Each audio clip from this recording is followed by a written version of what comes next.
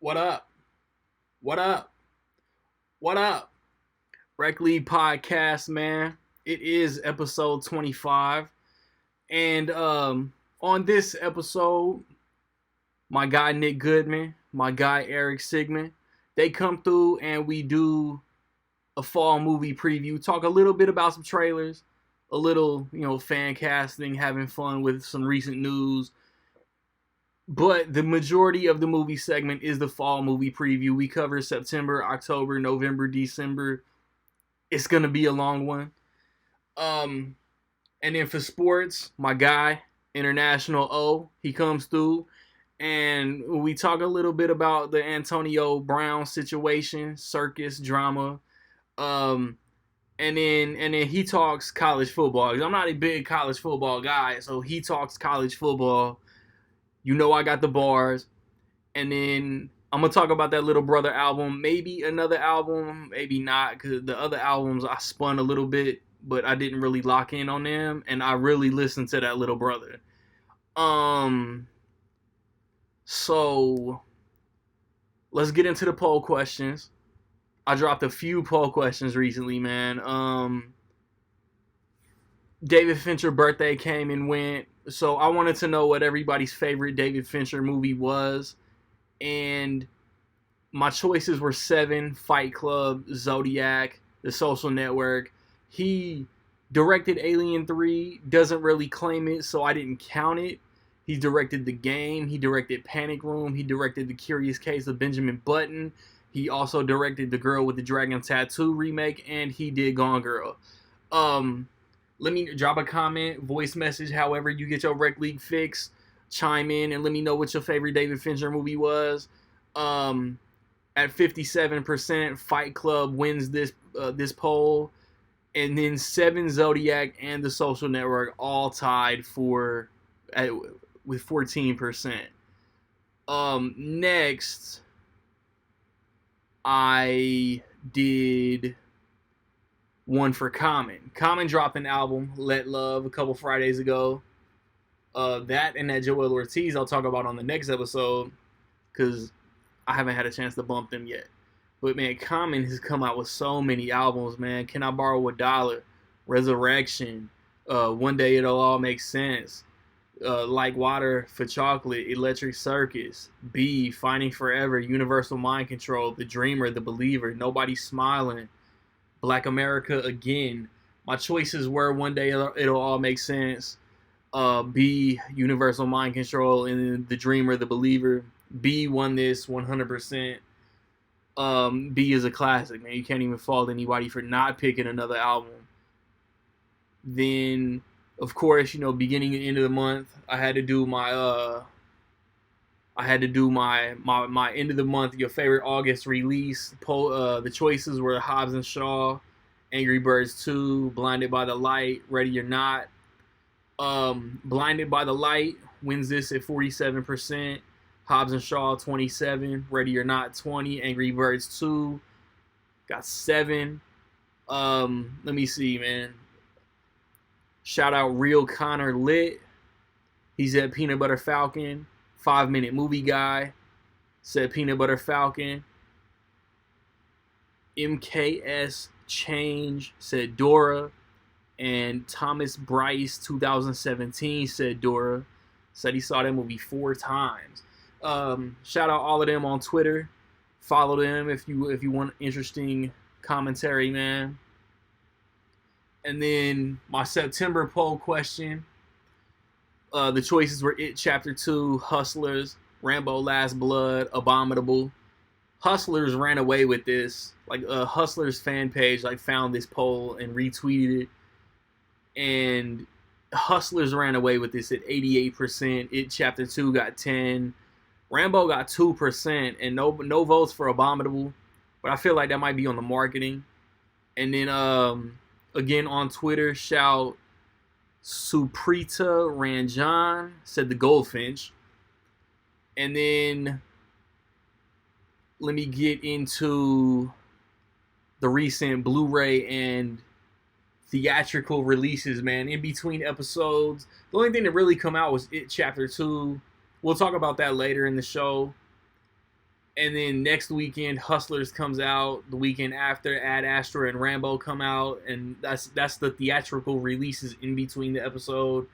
Blu-rays in between the last two episodes. Godzilla came out, Rocket Man came out, The Secret Life of Pets 2 came out, Flash Season 5 came out, Booksmart, Mob, Men in Black International, True Detective Season 3 came out, and then in between the next two episodes, this upcoming Tuesday, the live action Aladdin comes out. The Dead Don't Die come out, the zombie movie that didn't come to my theater that I wanted to see, but I'm a blind by it. John Wick Chapter 3 Parabellum is coming out. And then that Tuesday, that other Tuesday, before the next episode, you got Dark Phoenix coming out, Lethal Weapon Season 3 coming out, Supergirl Season 4 coming out, man. Once again, drop a comment, leave a voice message. Let me know what you're picking up. Let me know what you have recently added to your movie collection. When I return, I will have Eric Sigmund with me. I will have Nick Goodman with me, and we will talk the upcoming movies for the rest of the year, man. It is Rec League Podcast. Movie time. We got the regular crew, and just like last time, we're gonna breeze through a couple trailer reactions, some, I guess, news stories, if that's what you want to call it.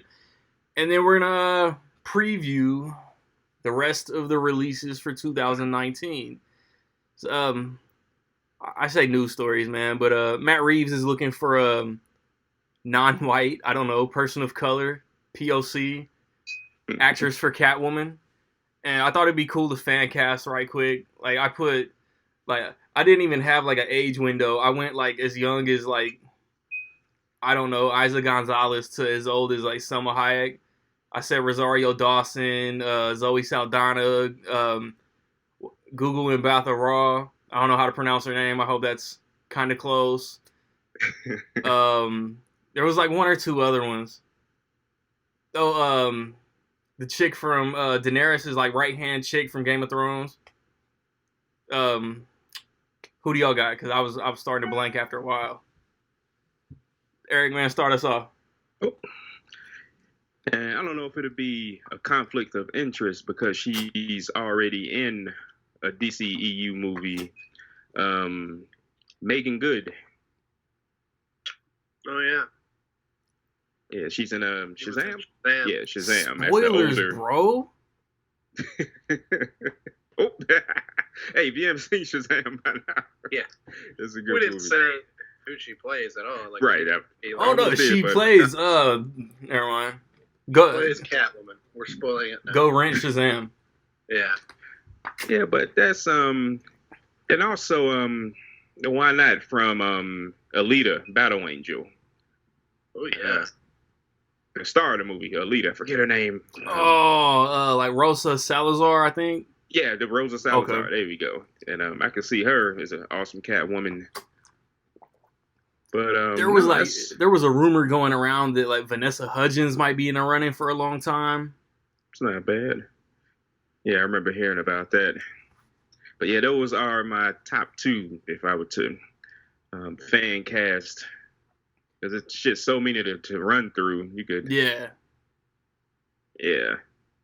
But, nah, that's all I got. Good old Nick. But it's like I said yesterday, it's like you got this great opportunity for a woman of color to take on this big role. I just think it's Scarlett Johansson can just step up and take the role now. Like, it's her time. She can finally play a superhero role, which she hasn't done. Just a great opportunity for Scarlett, in my opinion. I'm sensing sarcasm. I've given this no real thought. Like, we talked about it last night, and I was just like, oh, yeah. And then, like, I didn't sit and brainstorm at all. I like the Game of Thrones girl idea. That's tantalizing in my head. She's close enough in age to Robert Pattinson. Probably. I think. We'll see. Like, when I first read the thing, I didn't even see the POC, and I've been hearing that Kristen Stewart was, like, looking to do a superhero role. And sometimes I was like, oh, they're going to peg her. But then I saw, like, a person of color interest. So I was like, oh, that's... I was trying to think. That, like, of like the list you made, I like that idea. I feel like she would be a good, superhero type person. As I typed it, I forgot that Selma Hayek had Eternals coming up. Oh yeah. See, so did you.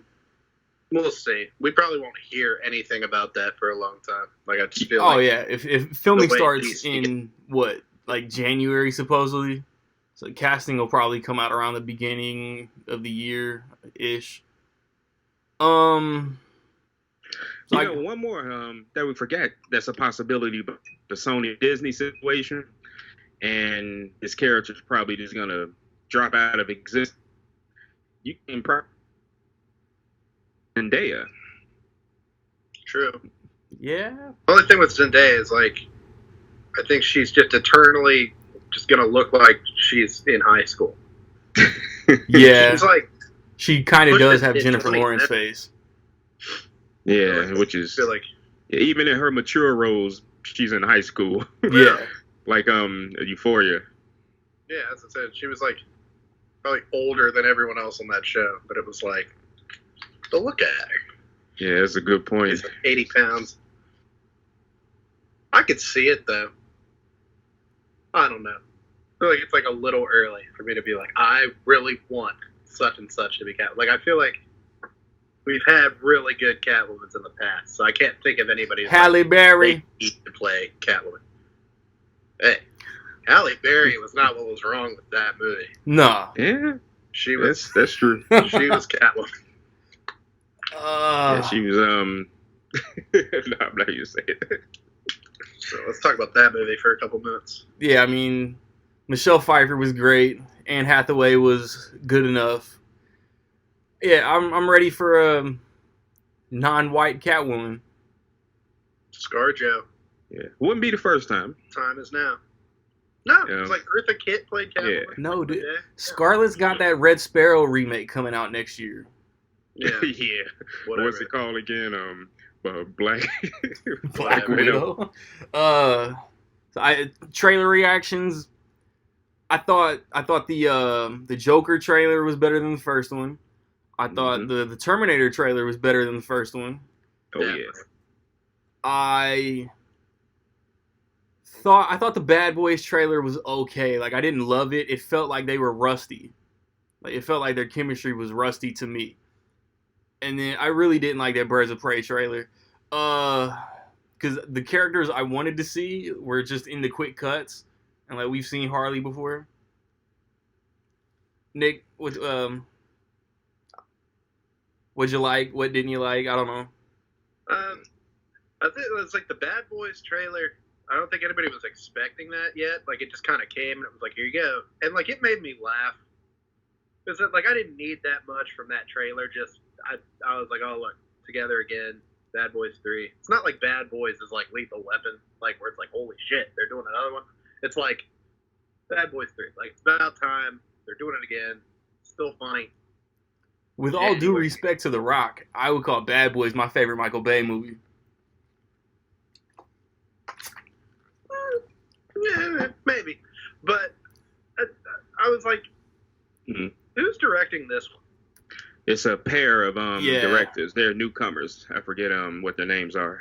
Okay, because when I posted the trailer, I was like, it's not Michael Bay. I didn't get the Michael Bay vibe from it. I would call I usually call Bad Boys 2 as like the ultimate Michael Bay. That's saying something. Yeah. He puts in all his movies. It's like a great example of everything he does. So, like, I didn't need much from that trailer. I felt like I needed stuff from a new Terminator trailer and like a new Joker trailer to get me where I needed to be. Terminator trailer, I think, definitely brought more excitement for me. Fun fact, my IT screening also cut out the rounds to the head. Mm-hmm.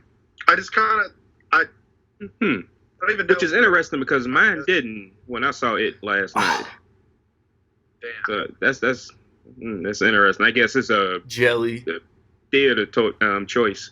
Maybe it was an IMAX because Randy, didn't you see it in an IMAX? Yeah. Maybe that was it. I did. Because that's where.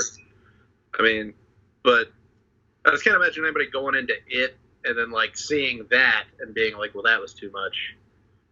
Like I didn't come Right. her face is getting shot off. Like Kids but, eating, yes. Bullets to the Yeah. face, no. yeah, That's where I we're draw the drawing line. somewhere. But Joker trailer, Terminator trailers, I think were both kind of improvements over their first trailers.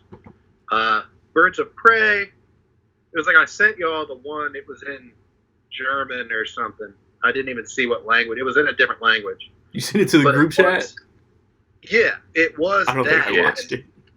Oh yeah, that's what I Sorry, was saying. dude. It was just like the trailer is here, and it was all the balloons and stuff. I was like, this just looks like an It trailer. And then she came out and then said something I didn't understand, and I was like, wait, this must be dropping this week. And it was like 2 days later it came out. I thought it was like a cute little tease. It kind of seems like it's far enough away that we should have a real trailer by now. Yeah. Maybe before Joker. Maybe. I don't know. But Even before it was announced, I felt like it was going to be like Harley Quinn and Friends, and that's exactly what they sold.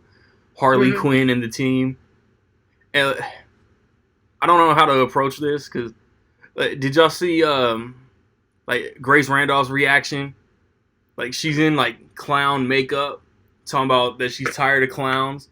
And I hate to be the one to agree with her. Like Grace Randolph gets like dragged for every opinion on everything that she has, but I kind of agree. Like she's making a comment about being tired of clowns in full clown getup. stupid. And But- then I don't know. Like, I didn't hate it. It just like it seems like maybe we should have gotten that trailer earlier, and like by now we should probably have an actual trailer, because I feel like there were a lot of people like like making like noises and stuff, like they had no idea Yeah. what it was. And I was like, I feel like that's just gonna confuse non like movie followers. yeah, I just wanted more Huntress, more Black Canary, more Yeah. Black Mask with a black mask, and Yeah, I'm concerned about that. Yeah. I feel 'Cause yeah, they like showed that like a year ago. They showed that little tease thing. It was almost like behind the scenes, and Yeah. this was like the same thing. Because I remember seeing Ewan McGregor just kind of in a suit. I was like, must be getting ready to go to the makeup trailer. I guess not. Still- and in that still hasn't teaser, made it's really a flash. If you didn't know Ewan McGregor was going to be in a movie, you wouldn't have known that was him. yeah, you're I'm like, woo! oh, look. It's like, but Yeah. yeah. The thing about that is, it's just like Nikki was saying. It's just like, you know, that's just how the reaction was, and yeah, and it's they even played it the way they played it in my theater, like it was the actual It Chapter 2 coming on, but you know, that was pretty lame cool, too. yeah, and I felt it should have. I think the thing is about this movie is who asked for it, and Margot you know, Robbie. and whereas when Men of Steel 2 isn't being talked about, and plenty of other they're not trying to improve the Justice League, and hey, Birds of Prey, really? Oh no, that little whimper of an announcement of hey, DC is gonna go away from the group movies and focus on solo adventures. That was kind of them like ignoring Justice League, even though Birds of Yeah. Prey is a team up. Yeah, that's I was working my way up to that. That's exactly. But the Terminator movie. Now I'm very kind of almost excited about this and see what they're gonna do with it. I want to know why Sarah Connor has beef with the T-800. Like, or am I just forgetting T2? If Not I'm at all. mistaken, I feel like I read somewhere that Arnold is playing the Terminator from the first movie, not the second movie. I feel like I read that somewhere. And But now- But we're kinda not makes ignoring the second trailer movie. make sense. Now, I can answer both of your questions right now, and it's neither one of those. But it's a mine. major. It's a mine. major. It's a major spoiler Oh, God. to what he is. I'm not gonna say it. I'll tell you off the podcast if you want to know. But I know exactly why she's mad at him, at this Terminator, and even to say something about his Terminator is a spoiler. Bad sexual and the- experience. It's because he's the first movie Terminator, not the second movie Terminator. Oh, right. Everybody's wrong. I forget where I read that, but I read that, I don't know, he's not supposed to be the same model that like went down in the flame. No, he's not. Definitely not. Yeah. That's part of That but yeah, too. I'll let you know if y'all want to know offline. But it's this part of what I know about the movie. I'm starting to sound like somebody we know. Yeah. Oh, I forgot to make a joke about him before we started about any news. Shit. Yeah, man. But yeah, no. But seriously, there's multiple sources of the news that I got, and also the way things are building out in this new trailer is definitely true. And I don't know if y'all want it spoiled, but it's the movie. So yeah, it's really awesome though. I still think I'm right. I think I'm right. It's just that's what's in my head, and just having that in my head, it's like it kind of made sense. I was like, oh yeah, she would be pissed. Mm-hmm. She would be pissed 30 years later. You turned my son to drugs. Yeah, so he made so many shitty sequels. And he's not Christian Bale anymore. Oh, Bad Boy! I was about to say Bad Boys 3. Well, it is Bad Boys 3, right? It is Bad Boys 3. And they missed an opportunity there. If there was going to be a Bad Boys 4 could have been Bad Boys for Life. Yeah. That's just my little opinion. But a neat trivia about that, when Martin or Marcus gets out the car and bumps the door, that's actually a nod to a real life incident that happened on Bad Boys 2. When after the action scene, Martin got out the car, he bumped the Ferrari door for real. It made it through the whole shootout chase scene, and then Martin, he bumps the door. So that's neat that they threw that in there. Yeah, like that made me laugh. Like as soon as that happened, I was like, "Oh shit, that's funny." Yeah, like it didn't have to do much. It reminded me of you gonna get that fry. Right. And of course, the YouTube trailer's uncut, and there were F-bombs. There were F-bombs in the one I saw. And even for the trailer, which is weird, they cut off the last part, which didn't make any sense when they were singing Bad Boys, What You Gonna Do? The younger cops? Yeah, and they were like, don't do that again. They cut off the last part that Martin said about you're messing up the lyrics. And that was really funny. Hard to... That was funny, and they cut that out, the theatrical trailer. Another Bad Boys 2 reference. Yeah. We usually only do the chorus. Which is, wow, how long ago? Fresh Prince or Martin right now? What's that? Fresh Prince or Martin right now? Martin. And we're split. Yeah. I didn't watch Martin as much. That's the only reason. It's like I've seen Martin, but I just didn't watch it as often when I was little. So that's just what it comes down to. Yeah, but it's two great shows. Yeah, they're both epic shows. It's just like if I was on a desert island and it was like that, it was like you can only pick one of these to watch. Like forever? Fresh Prince, I guess. When they were stuck in the snow. You can't go wrong. That shit was the best. Yeah. There's no wrong answers. Like all the stupid sitcom debates on Twitter, and I've never really come across a Fresh Prince or Martin debate. Yeah, you'd be going all day with that. Just two awesome shows, both 6 seasons. Martin was 5. If I'm not, but Martin was 5. Yeah, Martin was 4 and one really weird season. We could do a whole podcast episode on Martin season 5. It's so awkward. Yeah. Yeah, but I'm glad they made up though. But that's a whole, like you said, another episode. Right. All right. I am considering the fall movie season the rest of the year.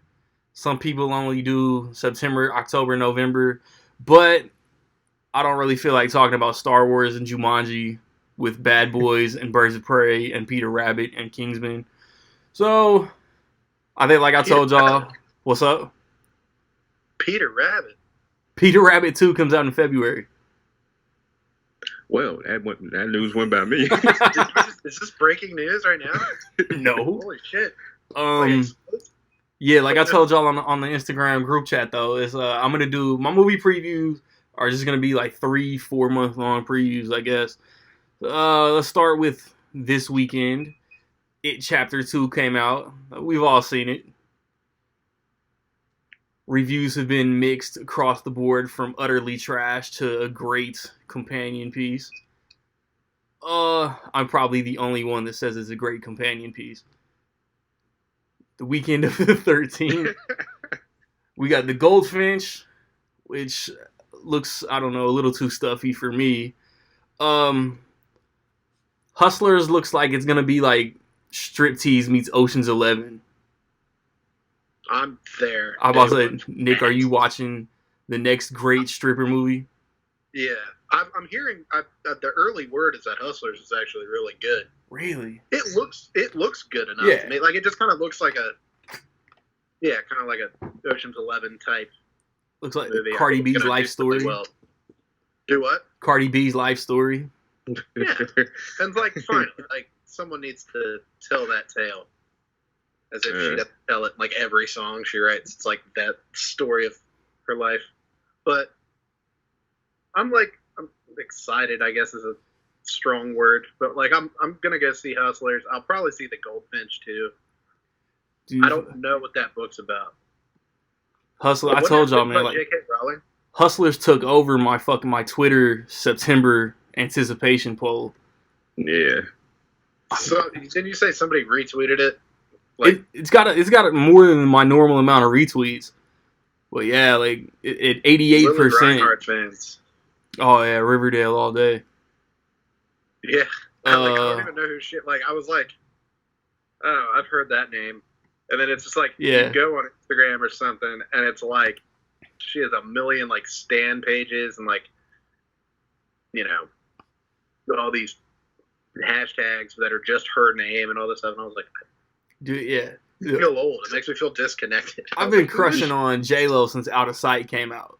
That's what I'm saying. I was like, this is Jennifer Lopez in a stripper movie, and it's like it's gonna be the best thing, and they're just like. And then like Constance Wu was underrated attractive. And Who? then, Constance Wu was underrated as far as how cute she had she that is. whole thing a few months ago about Because of the show getting renewed. she wanted her show to get canceled or something, and then it kind of came out that her and some people that she's worked with like didn't get along or something. But I'm like, she's this diva. She's gonna be perfect in this movie. Like it's gonna be great. Yeah, because she's riding that Crazy Rich Asians hype, man. She's turning down movies because of the show, and it happens. I swear I had comments, man. You got your answers ready from your Instagram? They're on my phone. No. I guess I should have. The only thing is like a lot of people commented more than once, or like For they real? did multiple. Well, they ruined the whole podcast. Well, maybe not a lot, but like 2 or 3 people did like just started naming a bunch of things, and I was like you got to pick one. It was predominantly. Trust me, you got to specify that. Yeah. Oh yeah. It was predominantly It, Joker, and Star Wars. I think got the most. What is Star Wars? I've never heard of this. Votes. But people said all kinds of stuff. But I did write them down. If we want to do the shout outs, I just have to Yeah, I didn't write them down either. I meant to. they're in my notes, which are. Because I swear I asked, and then I was like, I got a couple replies. Lily Reinhardt, Stan, Yeah. 1, 2, 3, bed. I can't wait for Hustlers. Okay, the weekend of the 20th, we got Ad Astra, we got Downton Abbey, the movie, and then Rambo: Last Blood, which I hear might not be the last blood. I'll see 2 of those. Eric, start us off that weekend. Or did you even talk about Hustlers? No, I don't want to. So, Hustlers. No, Hustlers is I'm not really. I have no interest in it. I think it's gonna make a lot of money. Yeah, I was just about to say it's gonna be a hit. Well, It's too many. Yeah, too many people. What you get? Constance Wu, like you said, Jennifer Lopez and Cardi B has her idiots. I mean, her fans. Yeah, it's gonna be a hit. Lizzo was in the movie. Oh goodness. She's so hot right now. Yeah. But you know what? I think one thing that might be actually downselling Hustlers is the marketing. I see a better movie than what the trailers are showing me, if that makes sense. You know what I'm saying? Yeah. And they're doing it seems like they're doing the sex sales style of marketing, which it doesn't not. Like, no different. You're absolutely right. It was like, I think it was Once Upon a Time in Hollywood where the trailer played. I think it might have been like the first time I saw the trailer in the theater. It was just like every guy. Yeah. That was the reaction. Like, exactly. No, like, it didn't. I'm not interested. But yeah, I'm most likely gonna go see it, and I'm gonna be dragged to go see it. But back to this weekend, you mentioned it was Downton Abbey, Rambo, and what Ad else? Astra. Brad Pitt in space. Definitely Rambo, just general principle. I think, hopefully it's going to be the last one. It should be. Yeah. After. I'm not trying to see Rambo go after the Russians in a wheelchair. Yeah, it is. I'd love to see that. They shouldn't do it, though. But it's like, I would watch that. I mean, what else can you do after this? It's just, it's time to lay the franchise to rest, Stallone. And yeah. And other than that, like you said, you would go see two of those. That's one for me. And the Ad Astra, that's getting more and more intriguing every time I see a trailer. Man, like, my worry is that January release date to that Memorial Day weekend release date to where it is now. But, I mean, James Gray has a good enough track record. Yeah. Like, We Own the Night is super underrated. Yeah, it is. That's a good movie. Yeah. Mm-hmm. The average person, I think I recommended it. Yeah, a lot of people haven't heard of that. It's fell through the cracks movie, definitely. Oh yeah. So Nick, you're hyped for Downton Abbey. Go. I don't know. It was like Downton Abbey was so popular when it was on, but it hasn't been on in a few years. And it's not like Sex and the City, like where it went off and people never really stopped talking about it, or like The Sopranos, where it's like people still talk about The Sopranos. It's like as soon as Downton Abbey went off, no one talked about Downton Abbey anymore. Except Happy Hogan. I guess, yeah. But it's like Breaking Bad. Like, people still will reference Breaking Bad from day to day. And now there's Breaking Bad movie, and it's like, oh, finally, more of that.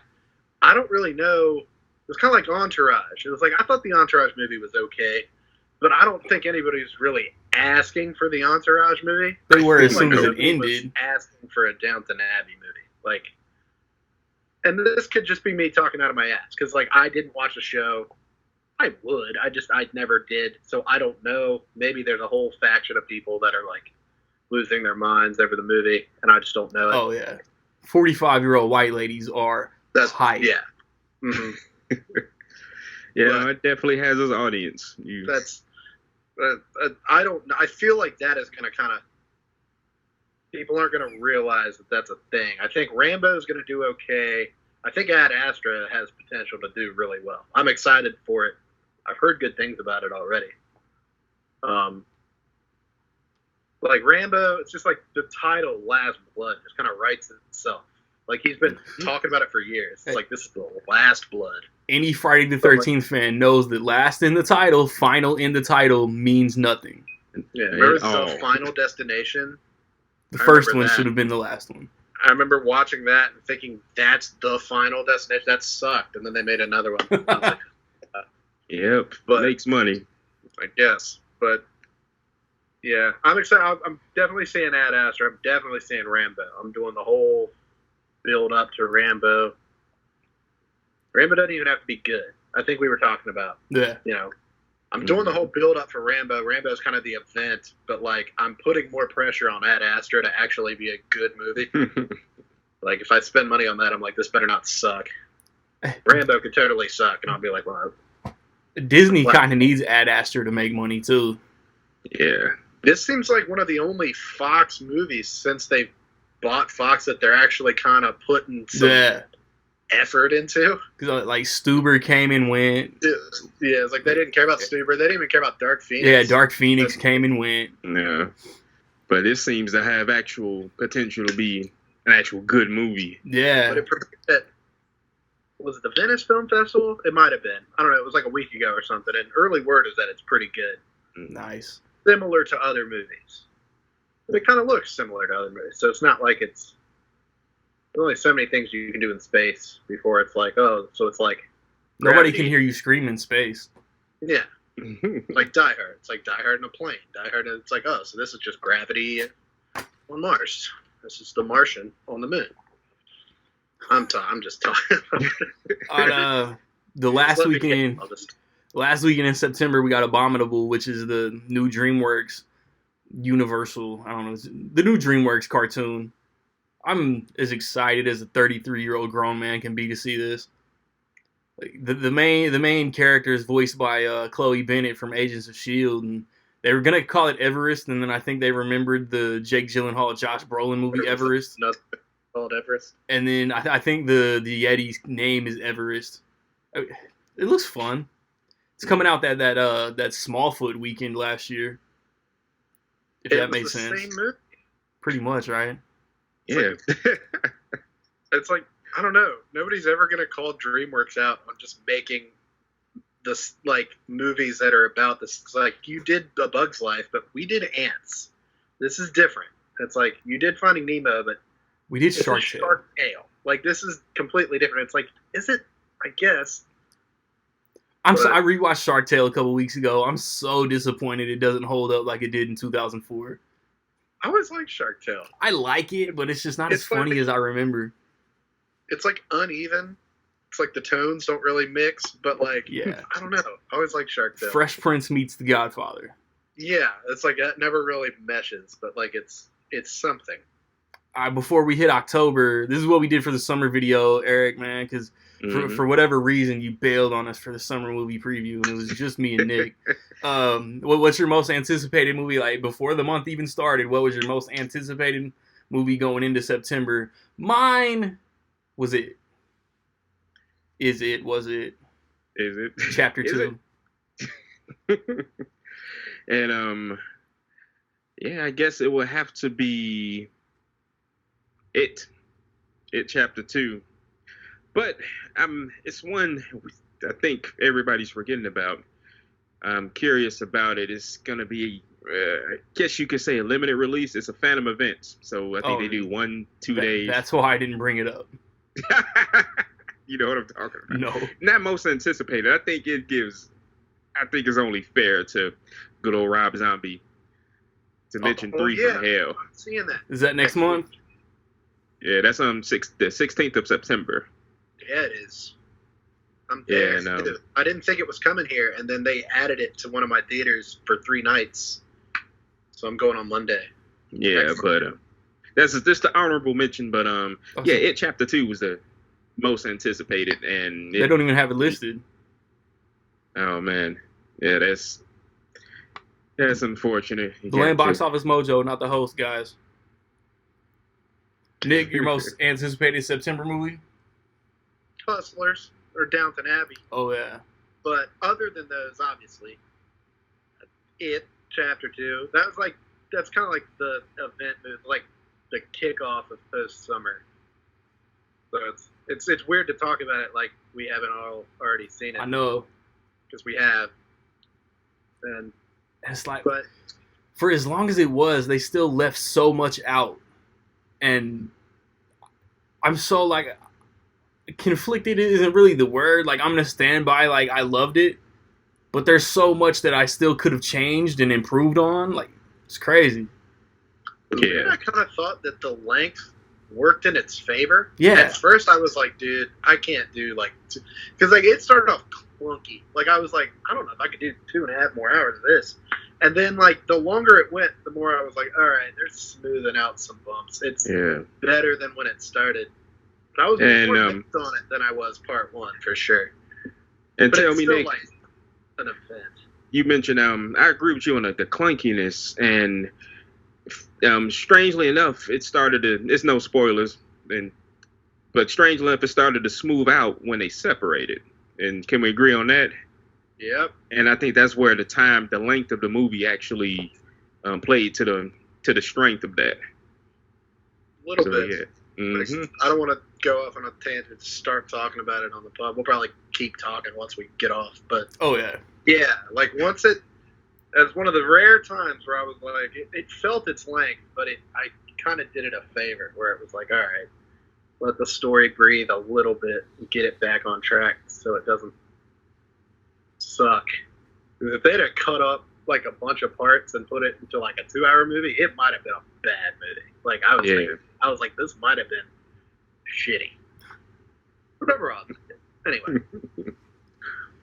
On to October. Oh yeah. The weekend of the 4th, there's a movie that supposedly is going to have a lot of Oscar buzz, and there's a clown, and it's called Joker. I don't know if you guys have heard of it. It's already wiping its ass with all the festival awards and taking it all, and like I said, that new trailer is pretty good. He's kind of got like that Cesar Romero-ish suit, and I feel like the common folk, not the movie geeks like us, are gonna look at this and probably be like, I don't know, like I don't want a general audience to go in and expect like a regular comic book movie, because I swear it's gonna be a character study about a mental breakdown, and this dude just ends up dressing up like a clown and blowing shit up. And if there isn't, like, after like 2 minutes after he tells De Niro, "Can you introduce me as Joker?" the whole audience and De Niro have to die. If there isn't that Dark Knight Returns moment, I'll be disappointed. But it's like, that's the thing. We're all three sitting here talking. It's like we expect that for sure. Like I'm like, oh, that's gonna happen. He's in their bathroom like dancing around or something. It's like he just killed a guy. Whoa, like that's so deep. And it's like I don't want to go see the movie and have it just be that. Like, look how deep this is. Like he just killed a guy in the bathroom, and I'm just be like, wow, shocking. Like, wow. Oh, he killed the audience. Wow, he killed the talk show audience.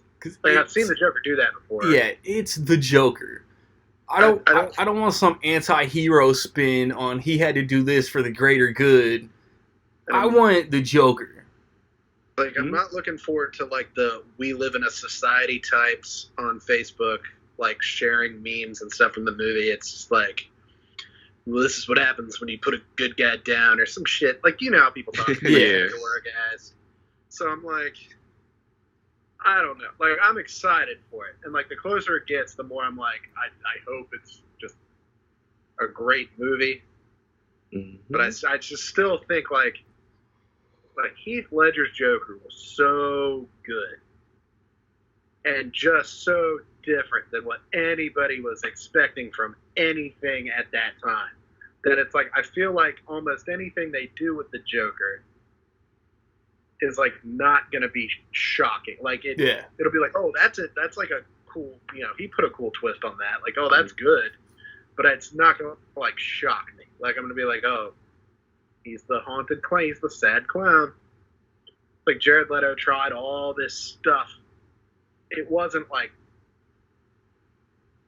shocking or like surprising. It was surprising in good and bad ways, but it wasn't like wow, I can't believe you did that. Whoa, that's dark. That's different. It was just kind of like, oh yeah, that's how he's playing the Joker after Heath Ledger. So I feel like this is like, oh, that's how Joaquin Phoenix is doing it after Heath Ledger. But I'm good. I knew that was going to happen. We can edit that in post. We'll fix it in post. That's what fancy people say. I'm not editing anything. Bloop. I might try to put a little blooper sound right there, but Eric, what you got on the Joker? And you mentioned the character study aspect of it, which it seems like it's going to be, and is it Todd Phillips, the writer-director? And I'm glad he seems to be the director of Old School, The Hangover, and War Dogs. That's crazy. Yeah, he did do War Dogs, another underrated movie. I liked War Dogs. But the thing with what's his name? We just mentioned him, the Joker from Suicide Squad. Leto. Jared Leto. Jared Leto. I think that was more so the studio's fault that his performance is only for 7 minutes in that movie. Yeah. I And, think he was under the impression that he was in the movie for like the whole thing. Yeah, they cut a lot of stuff out, and they cut things out of the trailer, like that were in the trailers, like right. But and the thing with the Dark Knight is, you said Heath Ledger's performance was classic, but character-wise in the movie, we didn't know that much about him, and he played to the strength. Every time he was on screen, he just tore it up. But this Joker movie with Joaquin, who's obviously loves this type of material with the Master, and the Master, name so good. Yeah, that was a great. I think he should have won for that. Yeah, I immediately thought of that movie when they said he was going to be the Joker. Mm-hmm. I was like, okay. And people are hanging on to the you got the bias with the Heath Ledgers and the Jack Nicholsons, and just by mentioning those two, hey, we can have more than one great things. You know what I'm saying? Yeah. And if you want to throw all the iterations of Joker, we have Mark Hamill as the voice of the animated Joker. Look at all these great Jokers. You can have more than one great thing in the world. And Cesar Romero, you mentioned him. Joker is just such a great, complex character. You could put different spins on it. And I think this is the thing that the Joker movie is doing, and why it's getting all this praise. And I really can't wait to see it. And I think the buzz, obviously we haven't seen the movie, but the buzz is there for a reason. And I'm going to go in. Like every movie I go in with expectation level on an even plane, and we'll see what we'll see, but definitely excited to see it, and can't wait. Did you hear the rumor? Not like a half-assed rumor, but there is a rumor now. Apparently, Robert Pattinson did his first interview about, since he was cast as Batman, he did his first interview with somebody this week. And he talked about being Batman a little bit. And I guess they brought up the Joaquin Phoenix Joker movie. And he said something about it, or about Joaquin Phoenix playing the character. And he asked them to retract the statement. Ooh. And then followed it up with saying, he said something about he's not used to hiding spoilers from people. He said he's like, I'm not used to not talking about spoilers in interviews. So I'm seeing people took that and ran with it, and they're just like, holy shit, they're going to be in a movie together. They're building this up to be, and it's like, maybe. I hope not. I feel like they're focusing on Joker as its own movie. Yeah. Because this dude is like 40. Joaquin's character has to be 40-ish. And 5-year-old Bruce Wayne is in this shit. So is there going to be a 55-year-old Joker fighting Batman? I don't want that. I don't know. That's the rumor mill now. I'm starting to see it everywhere. It's like, what if? And it's like, oh boy. Can we get 2 or 3 Batman movies without the Joker? I get they're yin and yang, and they're always connected and all of that. I just want to see other Batman villains on screen. I just feel like they never gave. It's like you had Ben Affleck and Jared Leto, where you're Batman and you're Joker, and you hinted at the whole killing Robin thing. You put them both in movies, and you never had them face off. But that's when Twitter twisted Warner Brothers' arm and basically made them just put Zack Snyder's whole vision down the fucking garbage disposal and ruined everything. Yeah, that's just terrible. And what was the director of Suicide Squad? I forget his name. David Ayer. David Ayer actually admitted he made a mistake by not making the Joker the main villain. Yeah. Instead, he had the hula hooping chick. Yeah. Cara Delevingne just pop locking. Yeah. And it's like Jared Leto made some weird choices, but it was really just kind of weird because that movie looked like it was edited with a sledgehammer. It was like they just went in and like they were like, all right, let's just don't put get this started on that. here. Like, here's a flashback, here's a flashback, here's a flashback, here's a flash forward for no reason. Those cooks in the kitchen and mixing that. Here's Jared Leto laying in a circle of knives or whatever for no reason. I was like, that's not practical. You're telling me he put those all on the floor just so he could lay in the middle of them? And it's like, yep, that's what we're telling you. We're going to show this for 2 seconds. And it's like, okay. Oh, man. I don't know. They could have. I'm thinking Jared Leto is going to be in Birds of Prey. But I saw like that's the rumor. Yeah. But probably not much. Probably for like 2 seconds. And then like 3 weeks after the movie comes out, he'll do all these interviews saying that he thought he was in it for way longer. Yeah. He'll be like, I left all the crewmates and castmates weird gifts because I really was into playing the Joker. All right, we just got 2.5 months to cover. So, October 11th, we got the animated Addams Family movie, Gemini Man, Will Smith, Ang Lee, and then Jexy. I feel like it's directed by the Bad Moms guys, and it's got Andy Devine in it. Isn't it supposed to be like a comedic Her, I think? Yeah.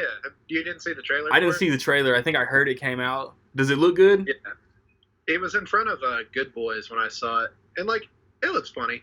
That's a comedic Her. That kind of sounds about right. It's kind of like an Alexa that he talks to. It's like his new phone.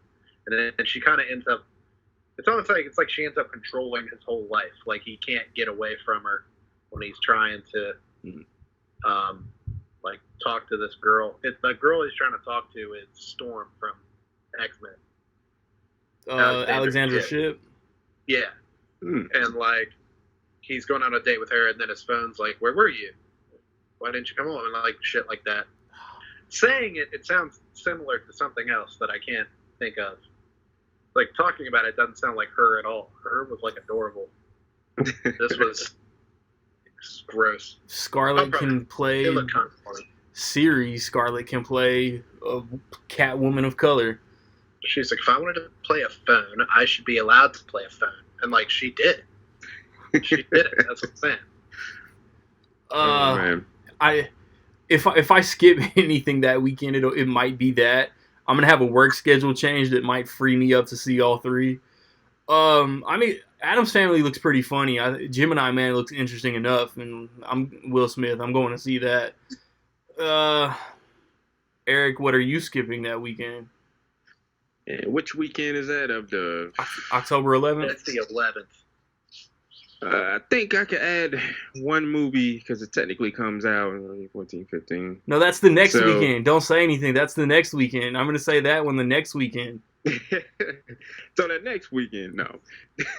Gemini Man, that has me curious, especially what they're saying about the technology that they're using. They're saying that it isn't just basic facial de-aging, but it's actually a full computer-generated character. And that's what Will Smith is saying. It looks just like him. Yeah. You said it's not traditional de-aging, but, you know, from the director of Life of Pi, I wouldn't be surprised if they're trying some crazy new stuff. And Addams Family is just another movie where I have no interest, like, after, you know, the live action versions. This is something I wouldn't mind, you know, being a Netflix original or something. It just gives me a reason to watch those two old ones. Yeah, it's just, I'm pretty sure it might be all right, but I can't see myself going to see that in the theaters. This animated Addams Family, but yeah, Gemini Man is definitely looking forward to that. And Ang Lee, this is his, if I'm not mistaken, return to action since the Hulk? Hulk? Yeah, because he did like traditional action. Yeah. Sure. Right. It's like he did the Billy Lynn's long halftime walk a couple years ago. Because wasn't Brokeback Mountain after Hulk? Yeah. So yeah, he just went back That into the was drama not pool. It was not. Yeah, he went back to the drama, and even with the effects, Life of Pi. Yeah, I can't wait to see what he has to up his sleeve with action scenes and stuff like that. That's the biggest selling point on Gemini Man to me, other than Will Smith action movie. It's like, go see it. Like Ang Lee directing it, like kind of puts it above to me just a little bit. It's like, no, yeah, same here. Like 2-time Academy Award winning Best Director Ang Lee took on the movie. Other than that, it just kind of looks like Looper. Yeah, it has that Looper vibe to it. I was like, you remember Looper? And he couldn't remember Looper. I love Looper. Just like it. But, yeah, like, Gemini Man, that's the most interesting thing for me. I'm like, and I was wondering, I was like, Ang Lee usually likes to do these weird technological advancing things, whether the movie needs it or not. He's like, this is going to be in, like, mega 3D. And it's like, oh, sure? And it's like, Mega 3D. Yeah. So, I was, stoked enough for that. I love the Addams Family. I'm like a big Addams Family fan. So just the fact that there is a new Addams Family of any kind is cool enough to me that I'm like excited for it. It doesn't look amazing. What? Yeah. Are you gonna rewatch the Clam Case Tim Curry Addams Family movie? Addams Family Reunion. I don't have that Daryl one. Hannah and Tim Curry. Wasn't Daryl Hannah, Morticia in that? I think so. Who? Daryl Hannah. Daryl Hannah and Tim Curry. I'm definitely grabbing that Addams Family Values Blu-ray in a couple weeks. Yeah. Oh yeah. I never upgraded them to Blu-ray, and like I would, I just kind of never. And then Values never came to Blu-ray, if I'm not mistaken. So I'm gonna buy both of those. But I don't know. Ever since I was little, like people forget the '90s show, the animated Addams Family. Oh, I vaguely remember it. That one. Everybody always talks about like the old live action show or like the old like Hanna-Barbera animated show from like the 70s. There was a little short 90s cartoon that was like my life. And then the movies, I don't know. Maybe that's why I'm weird. I don't know. I've always loved the Addams Family. Dude, like Barry Sonnenfeld had a couple like brief glimpses of greatness. Mm-hmm. Can we agree that Addams Family Values is the better movie? I gotta rewatch them. Movie? It is. I really like both of them, but I gotta rewatch them before I can agree to anything. I guarantee. Yeah, it's just like I just remember John Cusack comes in and just kills it. Oh yeah. Yeah, Values is. It's been a couple years since I watched it. It's probably been like 2015 or something since I've watched them. And it's different.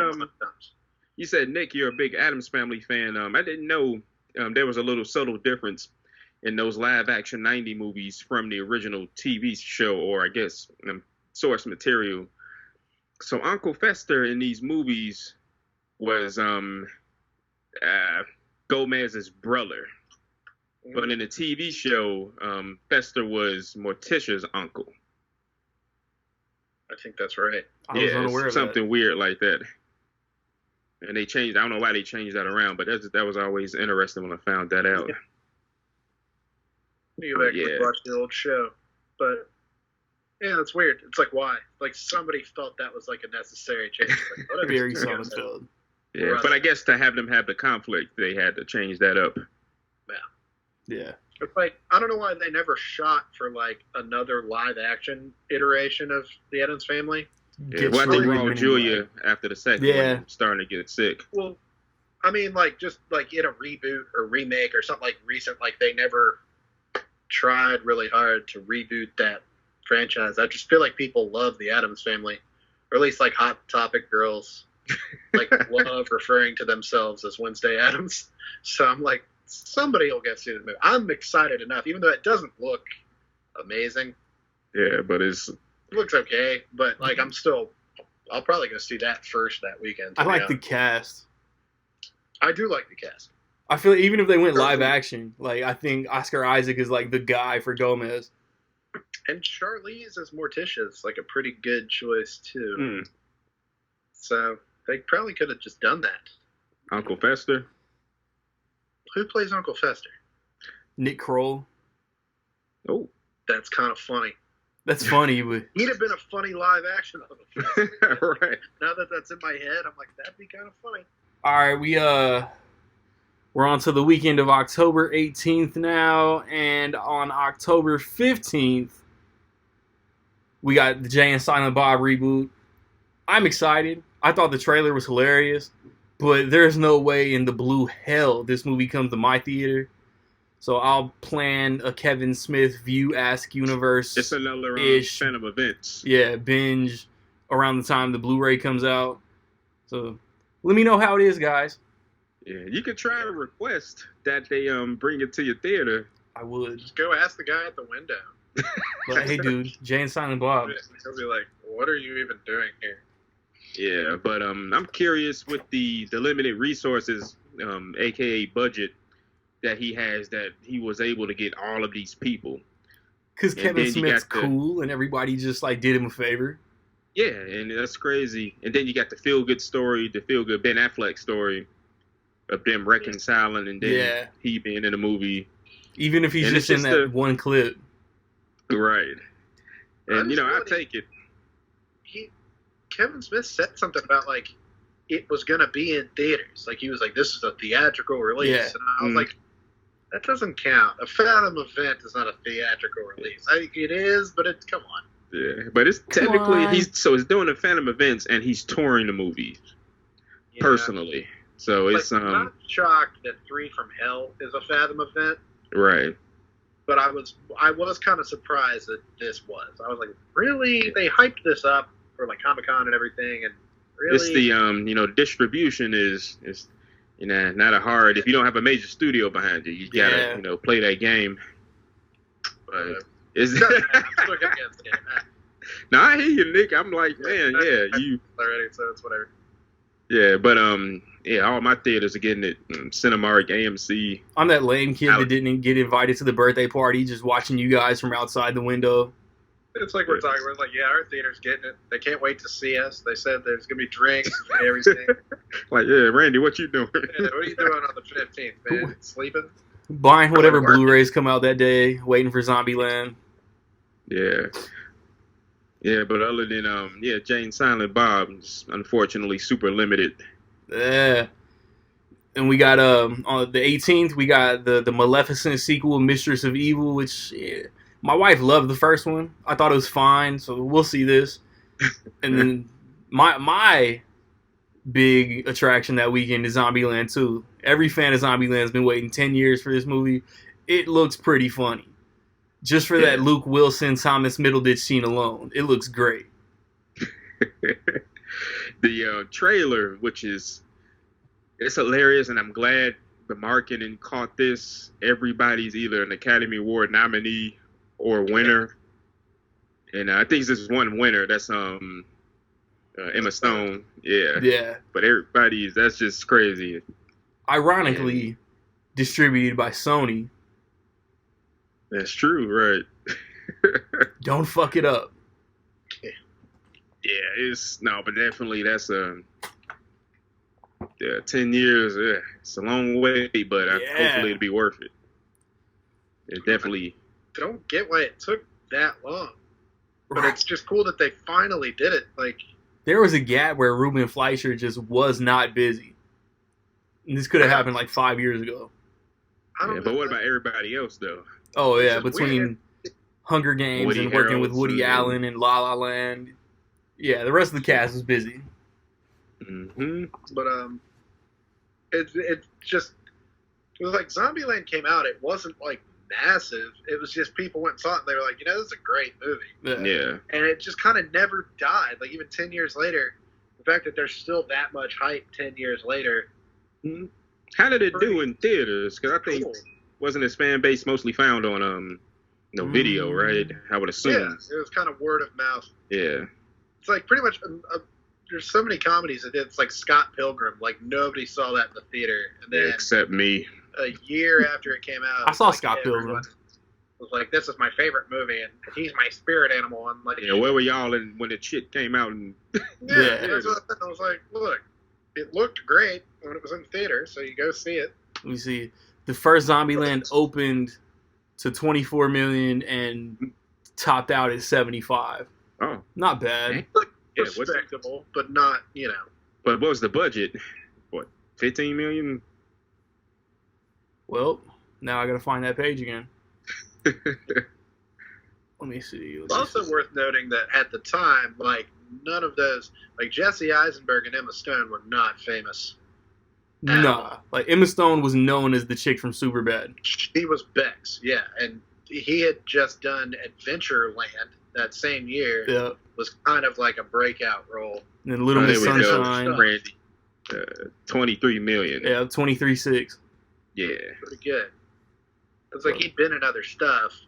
She was just Little Miss Sunshine. Woody Boyd and Billy Hoyle. Yeah, So so now that they're basically all just very Woody Harrelson. Yeah. One I'm very man's hunt excited. for a Twinkie. All right. Oh yeah. Weekend of the And 20. Maleficent. The weekend of the 25th has like 4 wide releases, and I probably will not see one of them. Yeah, I've seen the trailer for Black and Blue. It looks good. I don't know if it'll come here. Oh, yeah. I don't know what Countdown is. The Current War actually looks good, but it won't come here. And then I don't know what the Last Full Measure is. It sounds like a straight-to-video Bruce Willis action movie. Am I right? Am I right? Yeah, he's been Further doing Countdown this. Sounds super generic. Countdown. It's a horror movie. Like, what is it? Like Sauce 27? I don't know. I want to play a game. Countdown. Nick, you're a little more in the know than I am. Are you going to see all 4 of these in the same day? Nobody talked about Maleficent a second ago. I'm pretty excited for that. At least just as a Disney nerd, I'll go see Maleficent. I said I was going to watch it.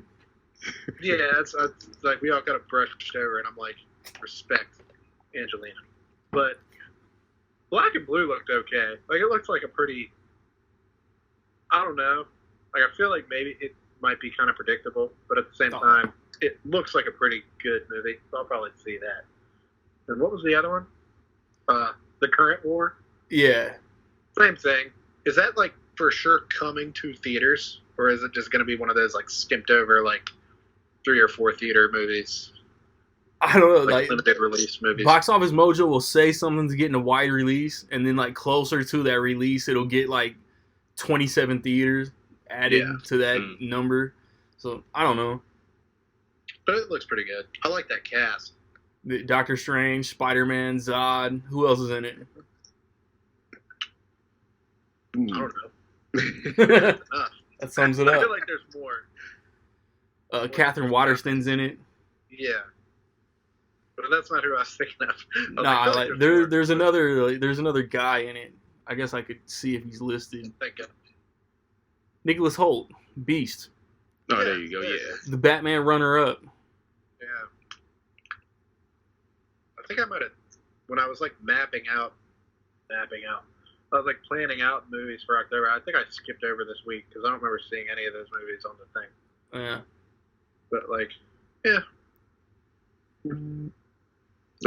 I think. Did a robot just fart? Huh? I said, did a robot just fart? What's that? Oh, somebody's film. I think to go against the grain, I think my most anticipated movie for October is going to be Zombieland. I know one of you guys will say Joker. Oh, wait, they had, I just saw it. Jojo Rabbit's getting a lot of buzz, but it's not, like, listed as a wide release, so I didn't see it. I was saying, I hope that shit doesn't go wide release. It looks a little too... risque. Yeah, like somebody's gonna be like, "What the fuck is that?" Just Hitler like on the poster, like doing some shit. I'll probably watch that though if I get the opportunity. It looks bizarre. Eric, your most anticipated for October? I guess it's gonna have to be. Joker's too easy. I would say. I might say Gemini Man. Nice. Nicholas. Yeah, I'm really, really curious about that. You said Maleficent. Yeah, it's just Maleficent's like the return of an icon. Like we don't get that every day. I'm actually kind of excited I don't know about excited, but like cool. I'm like a Disney nerd, so like a new Disney movie, I'm just like that's cool. Joker, I got it. It's just One of us had to take it. If anything, I'm the most curious about it. Like that's the one I'm gonna go into theaters like the most like ready. Like I want to see what this is about. Whereas I feel like Gemini Man, I'm not like that curious. I'm like, hope this is good. Like Black and Blue, like I said, like looks good, but I feel like I already kind of know what I'm getting myself in for. Like I'm hoping Joker has like my most like attention at the moment. So I gotta say, honorable mention. And it's the thing, it's tricky because you're saying the source of the movie list you're looking on, the big theatrical releases, and a lot of these movies are being just released limited for Oscar consideration. Yeah. And one movie we're gonna mention in November, I'm pretty sure, but one movie in October is part of big comeback for Eddie Murphy. The Dolomite Is My Name. It's on Netflix, so I definitely didn't see it on here. Yeah, it's gonna be October. Probably not on there. Early October, and then the end of October on Netflix. But it's gonna have a little theatrical run. That reminds me, I'm definitely gonna forget to say The Irishman in November. Yeah, because that's same thing. They're just releasing it so it could be official for Oscar consideration. Yep. So the weekend of November 1st now. Uh-oh. It's actually pretty crowded. You got that Arctic Dogs Jeremy Renner movie that looks horrible. Is that really coming to theaters? That's really coming to theaters. Yeah. You got It's like, I don't know. You go see kids movies, like you see like Angry Birds 2, and sometimes there's like a lack of kids movies coming out. So they'll show trailers for those kind of shitty shits that don't really do anything. So I saw that and I was like, oof, that looks rough. And I was like, that probably won't really come to theaters though. But it's the same studio as Norm of the North, and that first Norm of the North went to theaters too. Yeah, it did. Wow. There was one where didn't get my dollar. Played a goose. Who played a goose? Jim Gaffigan played the voice of a goose. I remember that I one. saw that trailer in front of something, and that movie never came to theaters, but it's on Netflix. I always thought that movie looked horrible.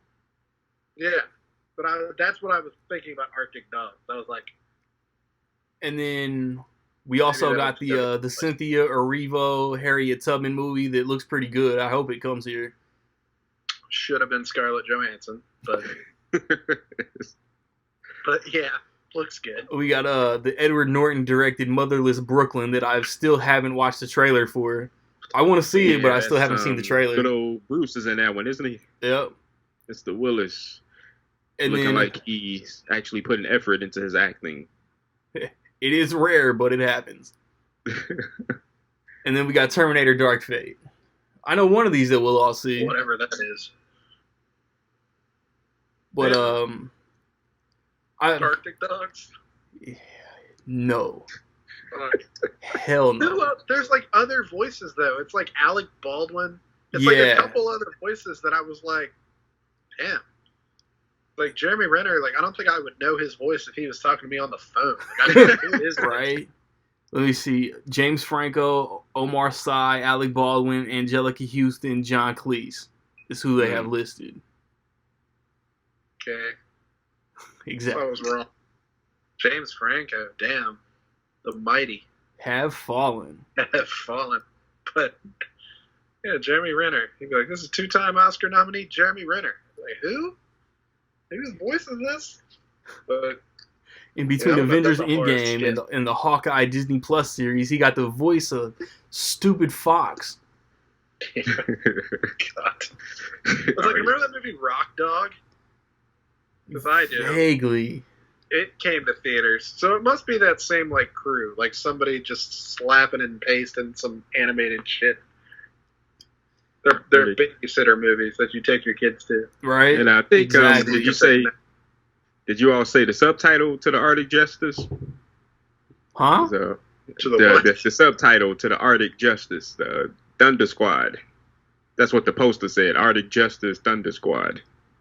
That's a cooler name than Arctic Dogs. Yeah. Look at the poster. You'll see what I'm talking about. Dude, Arctic Justice. That sounds sick. I might go see that. Thunder Squad. Sounds like a ninja movie in the snow. Arctic Dogs just sounds like Snow Dogs with Cuba Gooding Jr. Right. But Arctic Justice sounds sick. We talked enough about Terminator earlier, man. We're all going to see it. Hopefully it's good, being the third time they're trying to reboot the series. Christ. Gotta be good. It's gotta be. The weekend of the 8th, we got Dr. Sleep, which is The Shining 2 for those not in the know. We got Last Christmas, the Paul Feig directed, what's his name? Henry Golding, Emilia Clarke, romantic comedy.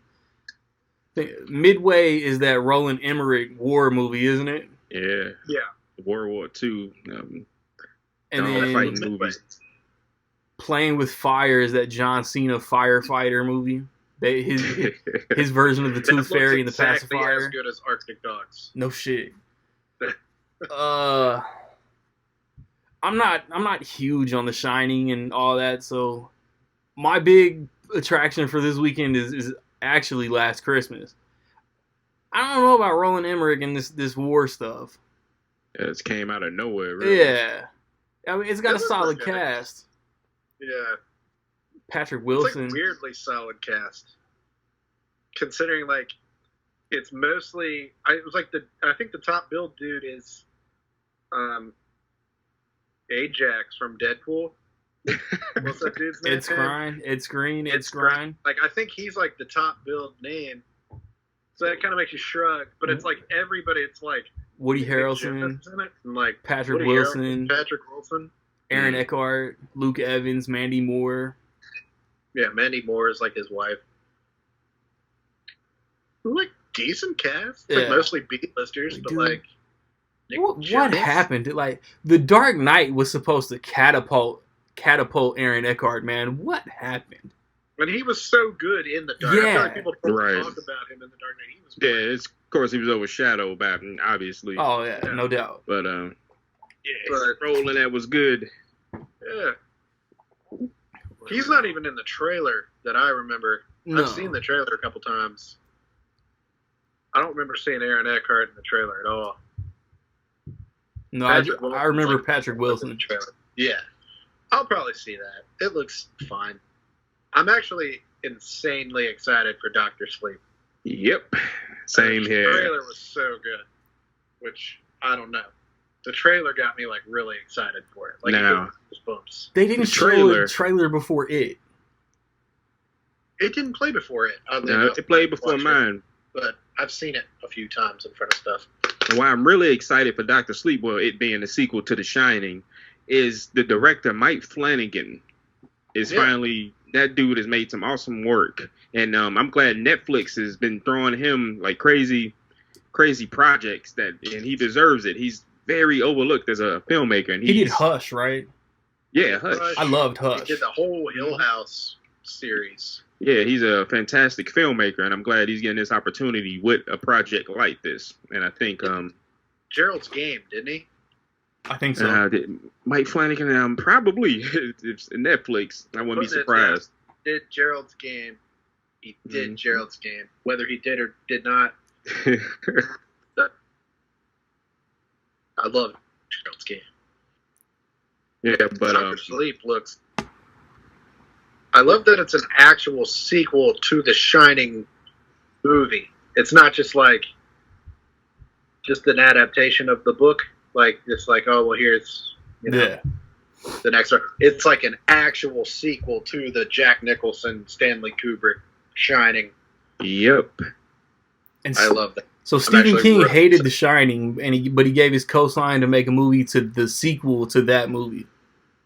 So he didn't like I forget the directors. I'm a knucklehead. The original Shining was directed by Kubrick, Stanley. Yeah.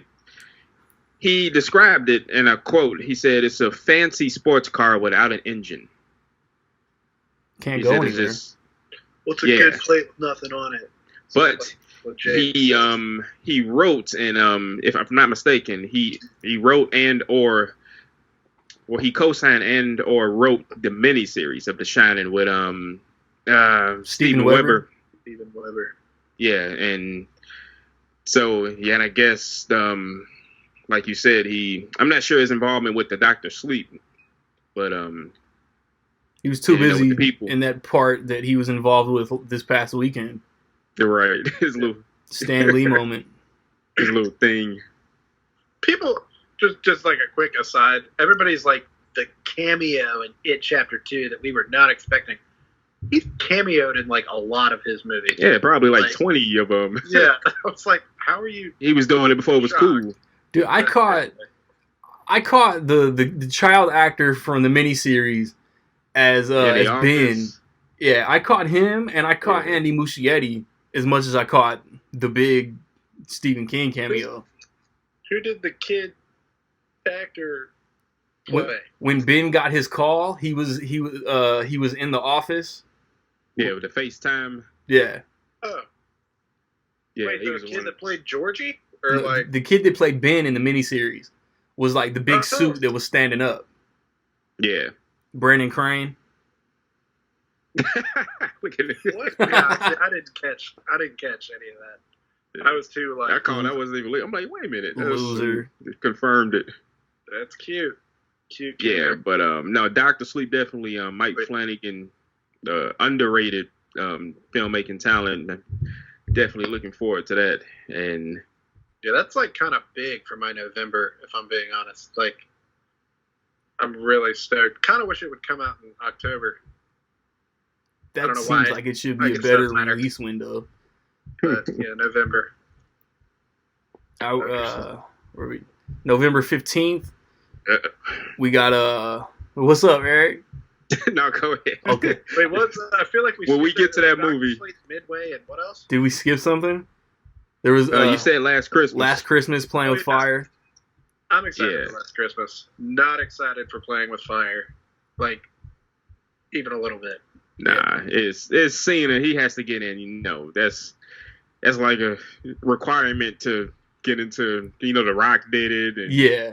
So before you do Fast and Furious, you have to do a stupid kids movie. Yeah, you got to get out to that family demographic to show that you're not. Bumblebee. Right. But anyway. Okay, we got. He had the best line in Bumblebee, in my opinion. Yeah, talk about Decepticons. Yeah. Yeah. He said their name is Decepticons. That was great. Yes. He was Ferdinand the Bull. He doesn't need to do anything else. Right. Man, that was his family movie, man. Like, cancel this. He was Ferdinand the Bull. And that was good. Cancel this Playing with Fire. I don't know what All Rise is on November 15th, but we got. Oh, I saw a trailer for that. It looks pretty good. What is it? It kind of looks just like similar to a lot of things that are out right now. I don't know specifically what it's about, but it kind of. So there's a killer clown in it. So the Michael B. Jordan trailer that just dropped, was it Just Mercy? Okay. Kind of looks similar to that. I think it's about like a young man going through a trial. Yeah, based on a novel. Yeah, our boy John David Washington is in it. Okay. Yeah, I saw the trailer in front of something. I don't remember what it was because like I didn't know what it was until which is rare. Usually I see trailers first, but I saw the trailer in the theater. I was like, I don't know what this is. But, like it looked good enough. Yeah, then we got the Charlie's Angels reboot. We got Ford versus Ferrari, James Mangold, Christian Bale, Matt Damon. And then The Good Liar is that Helen Mirren, Ian McKellen, yeah, whatever that is. I'm kind of split on that. Like, I'll bet it's good. It's like it doesn't look like something I would normally like want to see, but it's like I'll bet it's good. Who's the director? It's directed by the guy that did the Beauty and the Beast live action movie. I think so.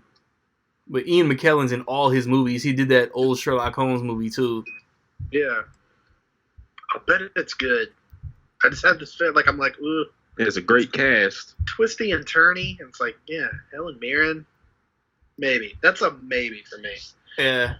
I think my big attraction this weekend is Ford versus Ferrari, but I'll see Charlie's Angels too.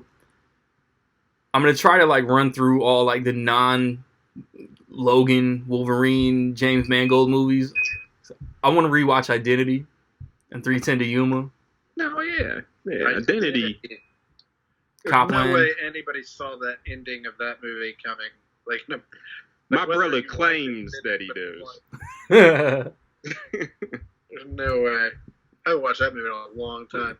Ford versus Ferrari is getting some awards buzz too. So hopefully Yeah, I've that's heard another. for good things. Hopefully it's Yeah, another one of Fox them has movie to that get does pretty nominated good. for something.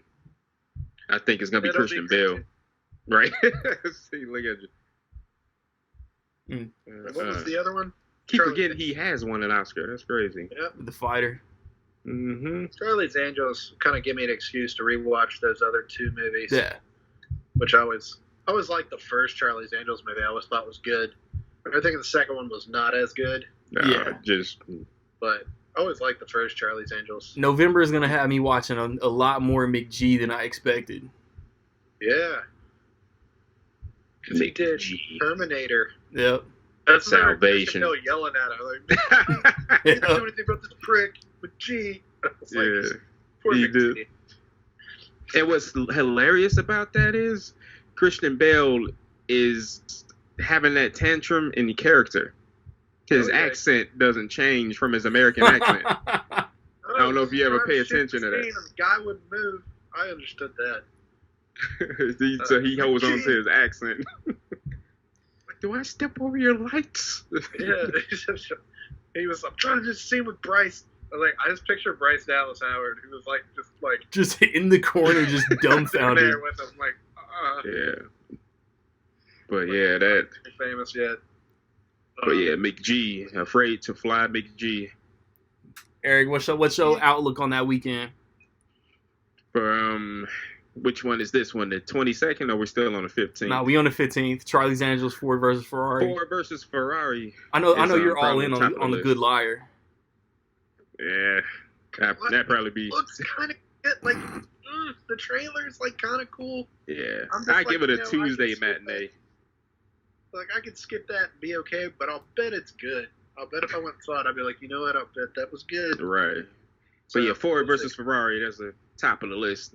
That I imagine that's gonna have a lot of good acting performances or whatever. And hopefully the Looks movie is fun. good around it. I Yeah. swear. Yeah. Charlie's Angels, though, I feel like people kind of shat on that trailer, and it looks fine to me. Yeah, it looks okay. Babes. I mean, jeez. Even Kristen, I don't even like talking this way. But it's like Kristen Stewart, it's like she went somewhere for a couple months and then just came back and she's just killing everybody. It's like, look at her. What did she do? I don't know. Something about, I don't know. I don't know what she did, but it's like, damn, Kristen Stewart. Is it? I can't put my finger. I don't know what she did, but it's like she came back. Isn't Elizabeth Banks directing this movie? Yeah. It's turned into a filmmaker. Yeah, that's she's in it. Yeah, definitely in it. Pitch Perfect 2 gave her the itch, man. Yeah. Yeah, Yeah, I don't know. We'll probably go see that. Yeah, I'll check that out. It's like a franchise title. It's like one of those things I feel like I'm obligated. And Kristen Stewart. Ugh, I don't know what it is. Something. She did something. November 22nd, we got the first movie that we'll talk about again because we talked about it in summer, 21 Bridges. I want I want Chadwick to be successful. He's just one of those dudes you got to root for.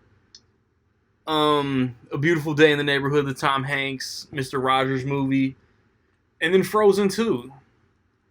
I'll end up seeing all three of these. What was the third one? Frozen 2. Duh. Oh, whatever that is. Disney taking everybody's money again. God. I feel like it's one of those That that so much. it'll make bank, but it seems highly unlikely that it repeats and does the same business as the first one. Mm. I don't know.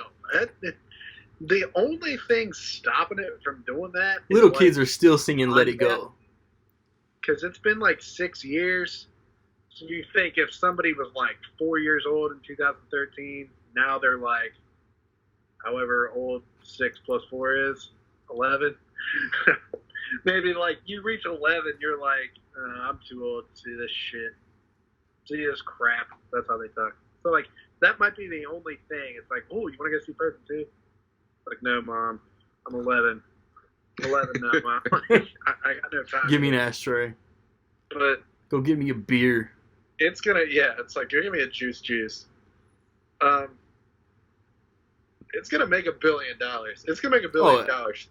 Like Disney is gonna make like a record amount of money this year, and I'm gonna go see it. Like I didn't even like love Frozen. I thought Frozen was like fine. Yeah. When it came in, like I thought it was fine enough that I didn't understand the hype. Like I was like, why is everyone freaking out about it? Like it was good. It wasn't great, but I'm still gonna go see Frozen 2. I'll even say I'm excited for Frozen 2. I think the trailer was great. Another chance for John Travolta to mispronounce Adina Menzel's name, or how did that Adele Dazeem. What the hell was he reading? Leave John Travolta alone.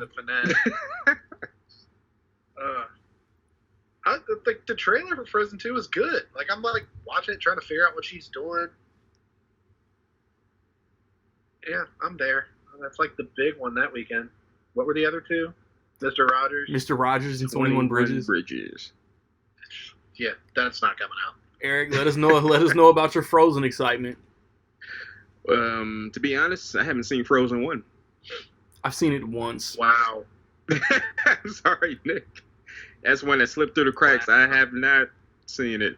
And I don't get it. I never understood like they acted like it was so different. It was like, wow, this is like the new phenomenon. And I was like, Disney's been chucking out this shit for like 40 years. Like, and that's what I was like, and probably what subconsciously made me just fall through the radar. But it's good. Yeah, that's like I don't want to sound like I'm shitting on Frozen.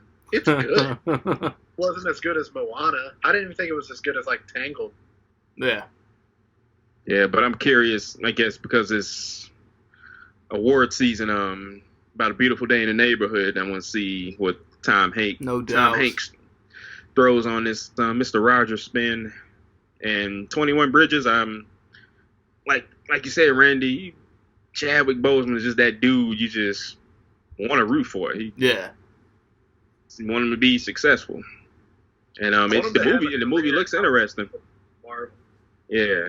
Like, some of them do, some of them just don't. It's like some of them don't really do anything outside of those movies because they don't have to. It's like I want Chadwick Boseman to like kind of be in everything. Right. Branch out. Yeah. I wanted him as grown Mike in It.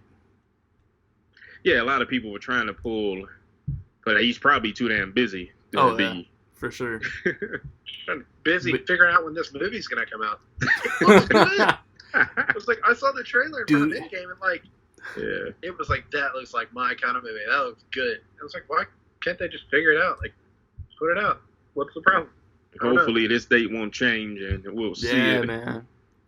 Let me see. I've heard Tom Hanks, the early word this weekend out of whatever festival it played at is that Golden Monkey. Tom Hanks was great. The coveted crying monkey award. MTV Best Kiss winner, Tobey Maguire. But what's up? I was saying, apparently Tom Hanks is fantastic as Mr. Rogers. So he's Tom Hanks. I'm kind of struggling to see past Tom Hanks. My mom said the same thing when she saw it. She was like, he doesn't really look like Mr. Rogers. He doesn't really sound like Mr. Rogers in the trailer. Yeah. So it's like, I feel like he was kind of like that with Sully for me, too. Like, Sully, I thought was a great movie. He didn't look like Sully. He probably didn't sound like him or anything. It was just like, oh, Tom Hanks with a mustache. Yeah. So that's my only concern is, like, I hope I can see Mr. Rogers and not just Tom Hanks. Another Aaron Eckhart riding shotgun. Wednesday the 27th, we got Knives Out, Rian Johnson's follow-up to The Last Jedi. And then we got Queen and Slim. Hype for Knives Out. I might do I don't know if Queen and Slim will come here just because of like the demographic, and I might see both of these. Still on the fence. Y'all about to watch both of them? I love the Slim trailer. Yeah. I'll probably check them out. Knives Out's got my curiosity pretty hard. Like I want to know why he's following Star Wars up with that. Like it must be a good script. Like there must be something cool about it. Yeah. Supposedly Chris Evans kills it, and Daniel Craig. Oh yeah, and it'd be nice to see, even though he's had some movies outside of the Marvel Cinematic Universe, Chris Evans, his first movie, I guess, retired from the MCU. Yeah. Oh yeah. It'd be didn't he interesting.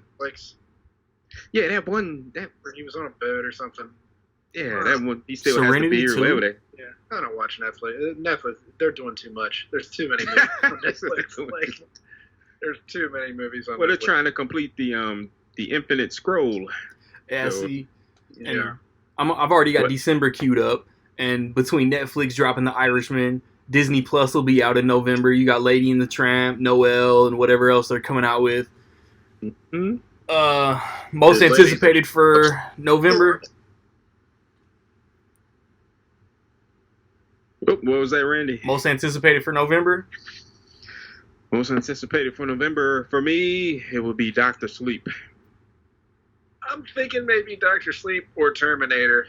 Yeah, It's like I'm excited for different reasons. right. It's like Doctor Sleep. It's like wow, they're doing that. Like that's like just as big a deal to me as like a new Terminator. Where I've seen them screw up Terminator like 3 times. Right. Like Doctor Sleep has potential to be like this new great movie. I'm gonna cheat and say The Irishman. And The Irishman. Oh yeah, of course, the Irishman. I'm gonna cheat and It's say The November. Irishman. Yeah.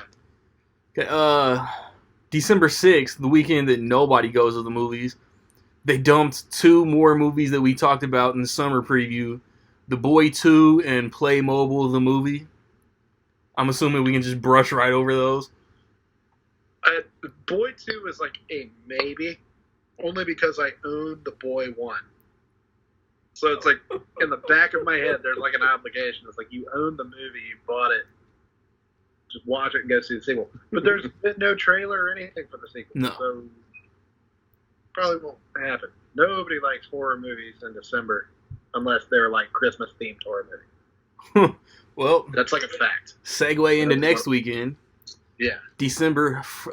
Friday, December 13th, you got the second Black Christmas remake that just dropped the trailer, and you got Jumanji: The Next Level. I'll probably see both, but I'm way more excited for Jumanji than Black Christmas. Did we see the Black Christmas trailer? I did. kind of watched it. So It Nick, doesn't you look saw it? great. Yeah. It's not a great trailer. They gave the whole damn movie away. Yeah. What It could have also- potentially been a good, twist? And then I commented on Nick's post for the trailer, like, isn't Imogen Poots by now, like, above the horror remakes? She Nope. should be. Not above that paycheck. Nope. I was talking to a buddy of mine. I was like, he was like, "Did you see that Black Christmas trailer?" And I was like, "It's like they keep getting people to remake Black Christmas that have never seen the original. Black Saying it right. They're like, what made that one work? Because that '06 remake is Ugh. not even the same movie. It's No. like completely. It's like Oh. it's so weird that I almost like it. Like it's like it's so weird that they really went there with it. But I've seen it Ugh. like twice, and I was excited to only watch ever that movie remember for parts of it. how attractive that cast is, but that is a bad movie. it's Yeah. not good. I don't know. I've seen it like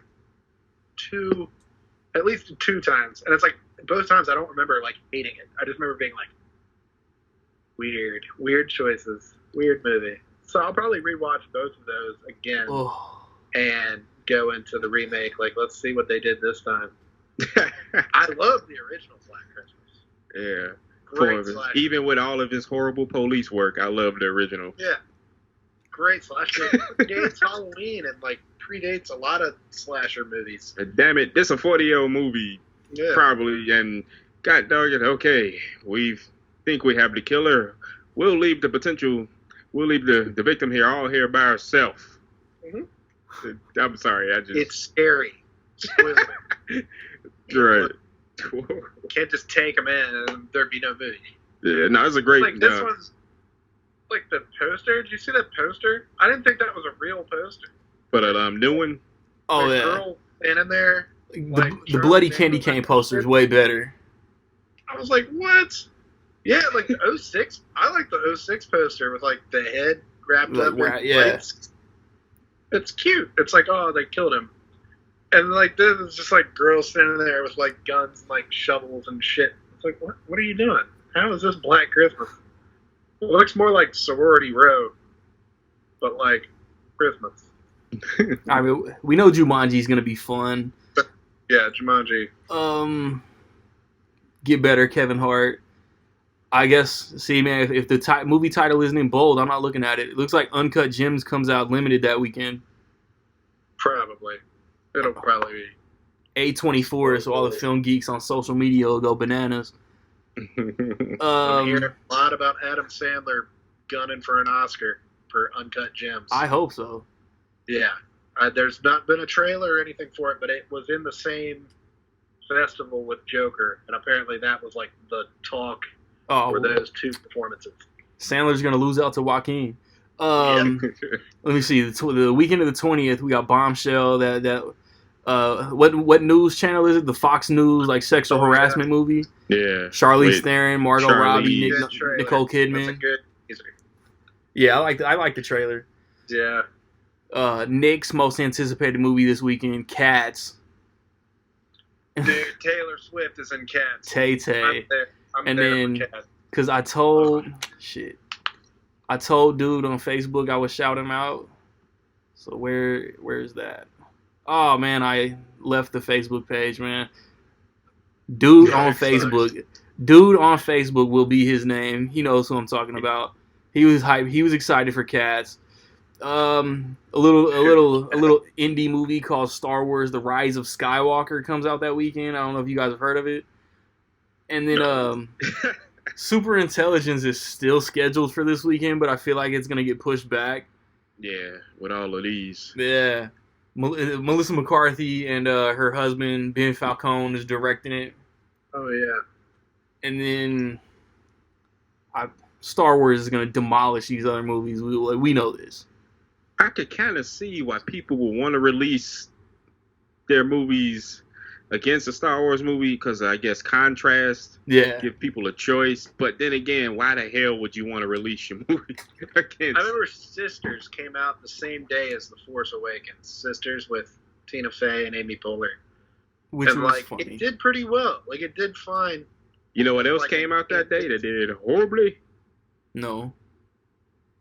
The fourth Alvin and the Chipmunks movie. That's why I don't know that, because those movies you know don't what? exist anymore. Was that Shipwrecked? What's that? Is that one? No, it's the road chip. Road chip or Oh Chipwrecked? no!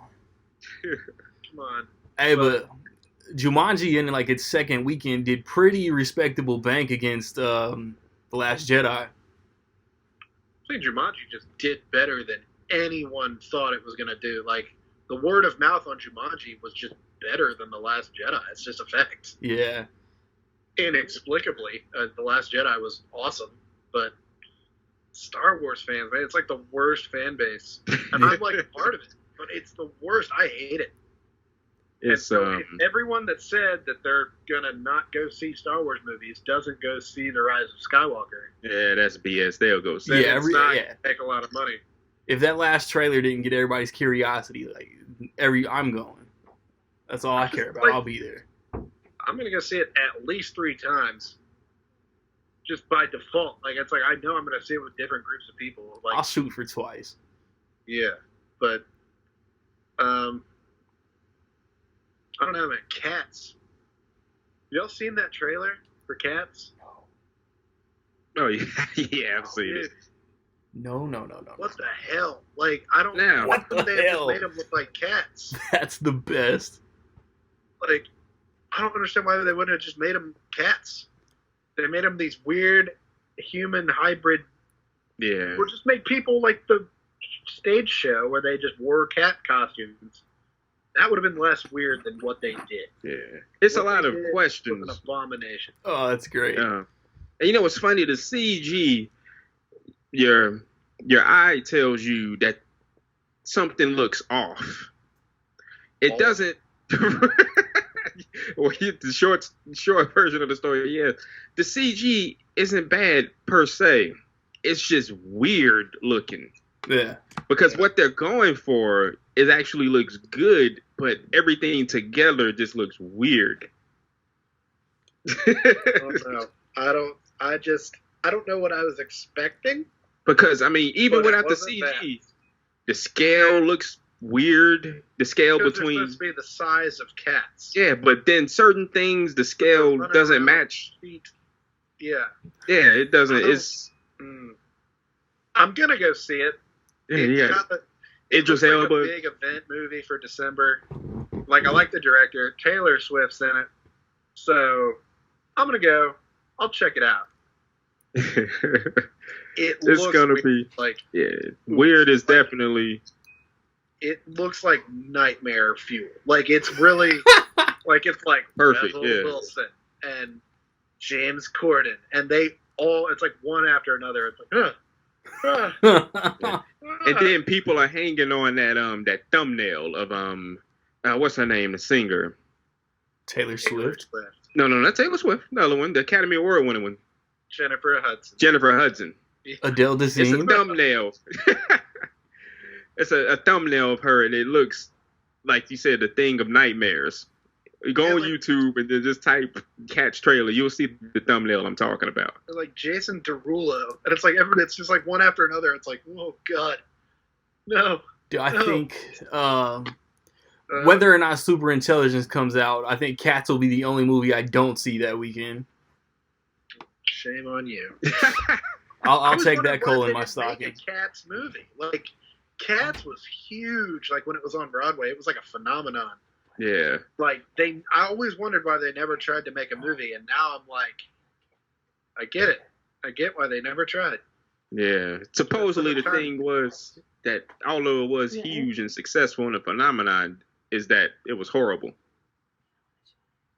That like critic wise. I said no. It was like Hamilton. Like back in the day, it was like everybody sang Cats, and like everybody loved Cats. Yeah, it was popular. But like, it was like guys didn't like Cats. Like it was like one of those things. It was like, oh god. It was like Twilight. It was like dudes didn't. There like you go. Cats. That's a perfect way to. But we'll Why see didn't they what just make this. an animated Cats movie and just make them cats Yeah. instead of these like horrible things Nightmare like, inducing. from The Fly? Like, ugh. It's like the thing. It's like spent so much time wondering if we could. We never stopped to consider if we should. Yeah. But like now it's here, and I'm gonna go. Taylor Swift's in it. Okay. Yeah. Let me But, see. yeah. So honorable mention, though, going back to November, something was supposed to come out, but the trailer had a horrible reaction, and they're took it back to post. It looked the same as Cats. Like I looked the same at him. And Nick know what I'm talking as about, I Randy. did the Cats. Like I was like, Yeah. why are I there think Randy's still trying to figure out what we're talking I about. have no Sonic idea the what you're talking Hedgehog. about. Yeah, Sonic. Sonic the Hedgehog was supposed to come out November 19th. Yeah, I'll talk about that 2019. in January. That, Yeah. The same reaction. It's the out of same me. thing, yeah. I was like, why does he have teeth? What's up with his knees? Like, why And- does he look like that? And it was the same Yeah, thing they with get Cats. caught up into this like humanoid look. And then just make him a hedgehog. Like, why did they have to make it look like that? I was just excited that Jim Carrey was being goofy again. Yeah. I mean, I'll see that whenever it comes out. I just And remember also- they had already pushed it back when I saw the trailer. That gets you. And like the kids in the crowd were like excited enough. They were like, "Oh, Yeah, well, look." kids And I was are like, stupid, and now let me. Nope. I'm just kidding. Oh no, I But, agree. Yeah, but it's just everything about that trailer is just you could put Cats and a Sonic the Hedgehog trailer side by side, and because what do you think about? What song do you think about when you think Sonic the Hedgehog? You know, Gangster's Paradise. Gangster's Paradise, right? Yeah. Definitely. From the Dangerous Minds soundtrack. Hey, who approved this? And James Marsden. yeah, but Cats. Cats has its own soundtrack. Cats Yeah. would have been better if it had Gangster's Paradise in the trailer. But I don't know. So it's just that one trailer or teaser or whatever for Cats, and let me see. Which is weird since it comes out. Like, you need that. That's like, I don't know what I was expecting. Maybe that's it. I think that's what everybody is just, and then they throw all that at you. You need that goofy holiday, family-friendly musical. I don't know. Yeah. I mean, they hit in December, like The Greatest Showman. Movies like that have legs. Like Les Miserables came out in December and did well. So I think Cats has potential to musical do well. hotbed. If we can get past that, like the Nightmare on Elm Street aspect of it. Like, what the hell? Like, they're running on the street, it's like, I picture them like, what if those things were chasing me down that cobblestone road? Like, I would die. But no, that's a great. I think that's just it. They didn't tease anything. They didn't toe tap the water, so to speak. They just took the bucket and threw it in your face. Everything. Yeah, they should have released like a picture or something from the movie first, the way they do. Like have them teaser with them in the shadows or something. Yeah, they put out that trailer like, here you go. Here's these abominations of nature. It was like, I don't know if I was expecting like Harry Potter, like when she drinks the thing and is like a cat with hair. I don't know if that's what I was expecting. That's not what I got. I was just expecting, I think everybody like the Broadway show was expecting traditional makeup effects with the fur. In this day and age, you know, with still practical makeup. We got naked ass cats running around like on and Judi Dench. They show her. She's a cat. Name Judi Dench. Yeah. She's a cat, but she has on what looks like a fur coat. She has garb, and so does Mr. Mistopheles, played by James Corden, has a top hat. Yeah, and like I'm like, with Judi Dench. Taylor Swift naked. Maybe I don't know the story. But yeah, it's just so many questions, and you shouldn't have that many questions. And Idris Elba tiptoeing in the background with a. Look at. Is he even in the trailer? He's in the trailer. Look at it again, and he's like tiptoeing in the background, sneaking around. Like, why wouldn't they just made them cats? Like normal looking cats. Like, I could talk about this all day. Like, remember that animated movie Cats Don't Dance from the 90s? Anybody? It was like Warner Brothers. The cats all wore clothes and like danced around. Why don't they just do that? Yeah, it's I have a feeling, I don't know if they're changing it up, but yeah, it's. My sources tell me the Cats got pushed back for the same reasons as Sonic. Did it? No, I'm lying. No announcement. No way. I just want to get onto these Christmas Day releases. Yeah, we got stuck on Cats. No. Did you see the trailer for Cats, Randy? No, I purposely avoided it. Yeah, because you say, why are you doing that combo? You got to watch it. I purposely avoided it. Some kind of thing, like they mixed together like a fetus and a cat. Gross. And it was like, kill me. And it was like, no. No, live life. No, you're Taylor Swift now. You're in my movie. And it's like, no. Christmas Day, we got that Greta Gerwig directed Little Women remake, and then the Blue Sky, Disney, Fox, Spies in Disguise, Tom Holland, Will Smith. That got pushed back too.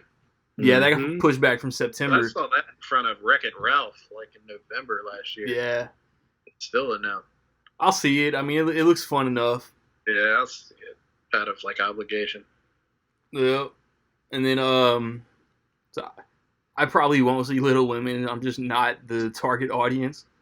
But Spies in Disguise for sure. Out. I feel like there are so many movie adaptations of Little Women. And there are just so many not movie adaptations of so many books. And it's like, we had a Little Women last year that nobody went and saw. It was like a modernized version of it. Like, I think it was Jennifer Jason Leigh, I think, was in it.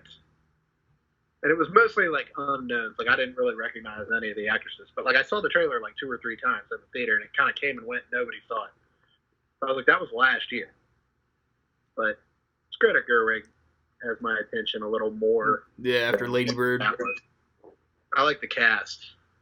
Pretty good cast of actors and actresses. So I'll probably check it out.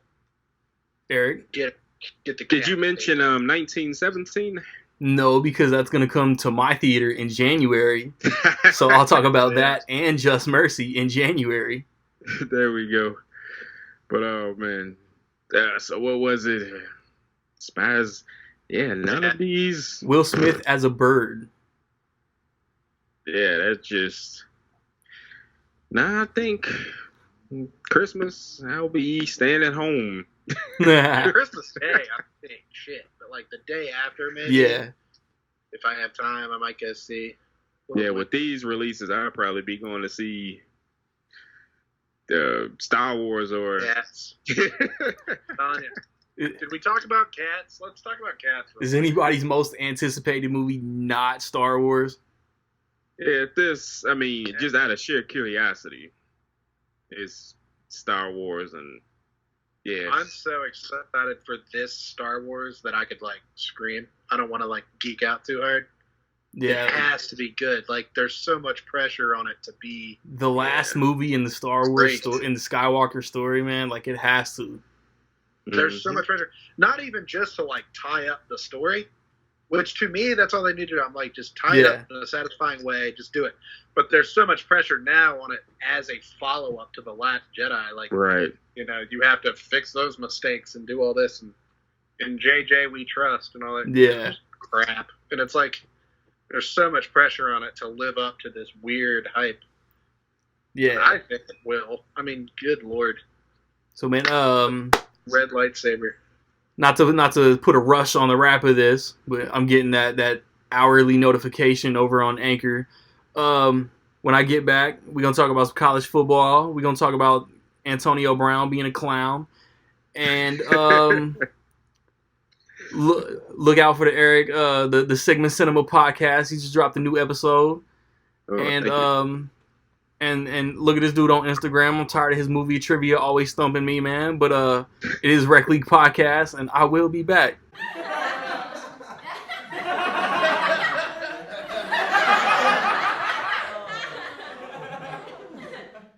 Hey, like I told y'all at the top, like I told y'all at the end of the last segment, my guy, O Pizzle, International O, making his annual beginning of sports football season appearance. You know what I mean? This is my college football guy. But first, we're going to talk about a little bit of Circus. You know, Chapter 2 came out. Antonio Brown was like, hold my cotton candy. I got to be the bigger clown than Pennywise in this mug. Boy. And, like, I don't even know if I got all the details. He was fined because he mispracticed, I guess because of the helmet stuff. Yeah. And Mike Mayock, the Raiders GM, yeah. 50,000. And Mike Mayock, the Raiders GM, was just like, Antonio, we going to have to talk about your character. And then Antonio Brown wasn't having it. Supposedly there was an altercation. The word saltine cracker was involved. So there's a white altercation, black altercation. Yeah. And so how it's described wasn't a full-on altercation. You know, me getting in your face is just me just talking shit to you. Yeah, like it sounded like on the real, it was like a verbal disagreement. I think we should clarify the altercation and how it's used, because it makes it seem like he actually put hands on. But you know, Twitter embellished to the 20th degree. Of course. And so, yeah, so he... there was nothing physical. Nothing physical. But what's funny is that Vontae's birthday had to break it up. Yeah. That was funny. And everybody say that he done gave AB to Gibbs, though. And then they was like, okay, Antonio, you about to be suspended. But then hours later, it was like, nah, he gonna be on the field Monday night. And then Antonio Brown is on Instagram talking about release me. And then the Raiders is just like, oh, you think we won't?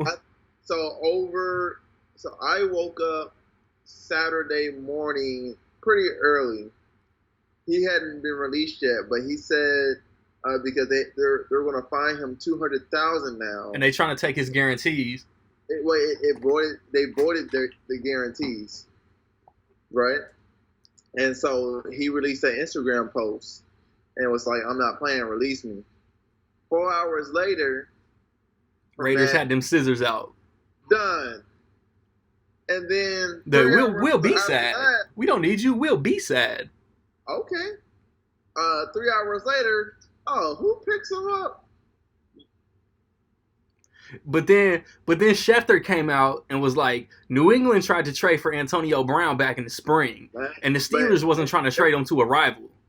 And then they were offering up a first round pick too. They was borderline about to trade Tom Brady.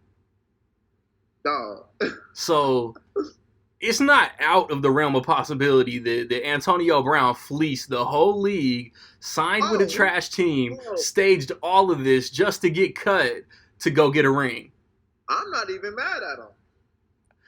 I'm not either, Dude, but I hate the Patriots to my core. Look, you know what? At the end of the day, all I can do is just laugh because he finessed the whole league.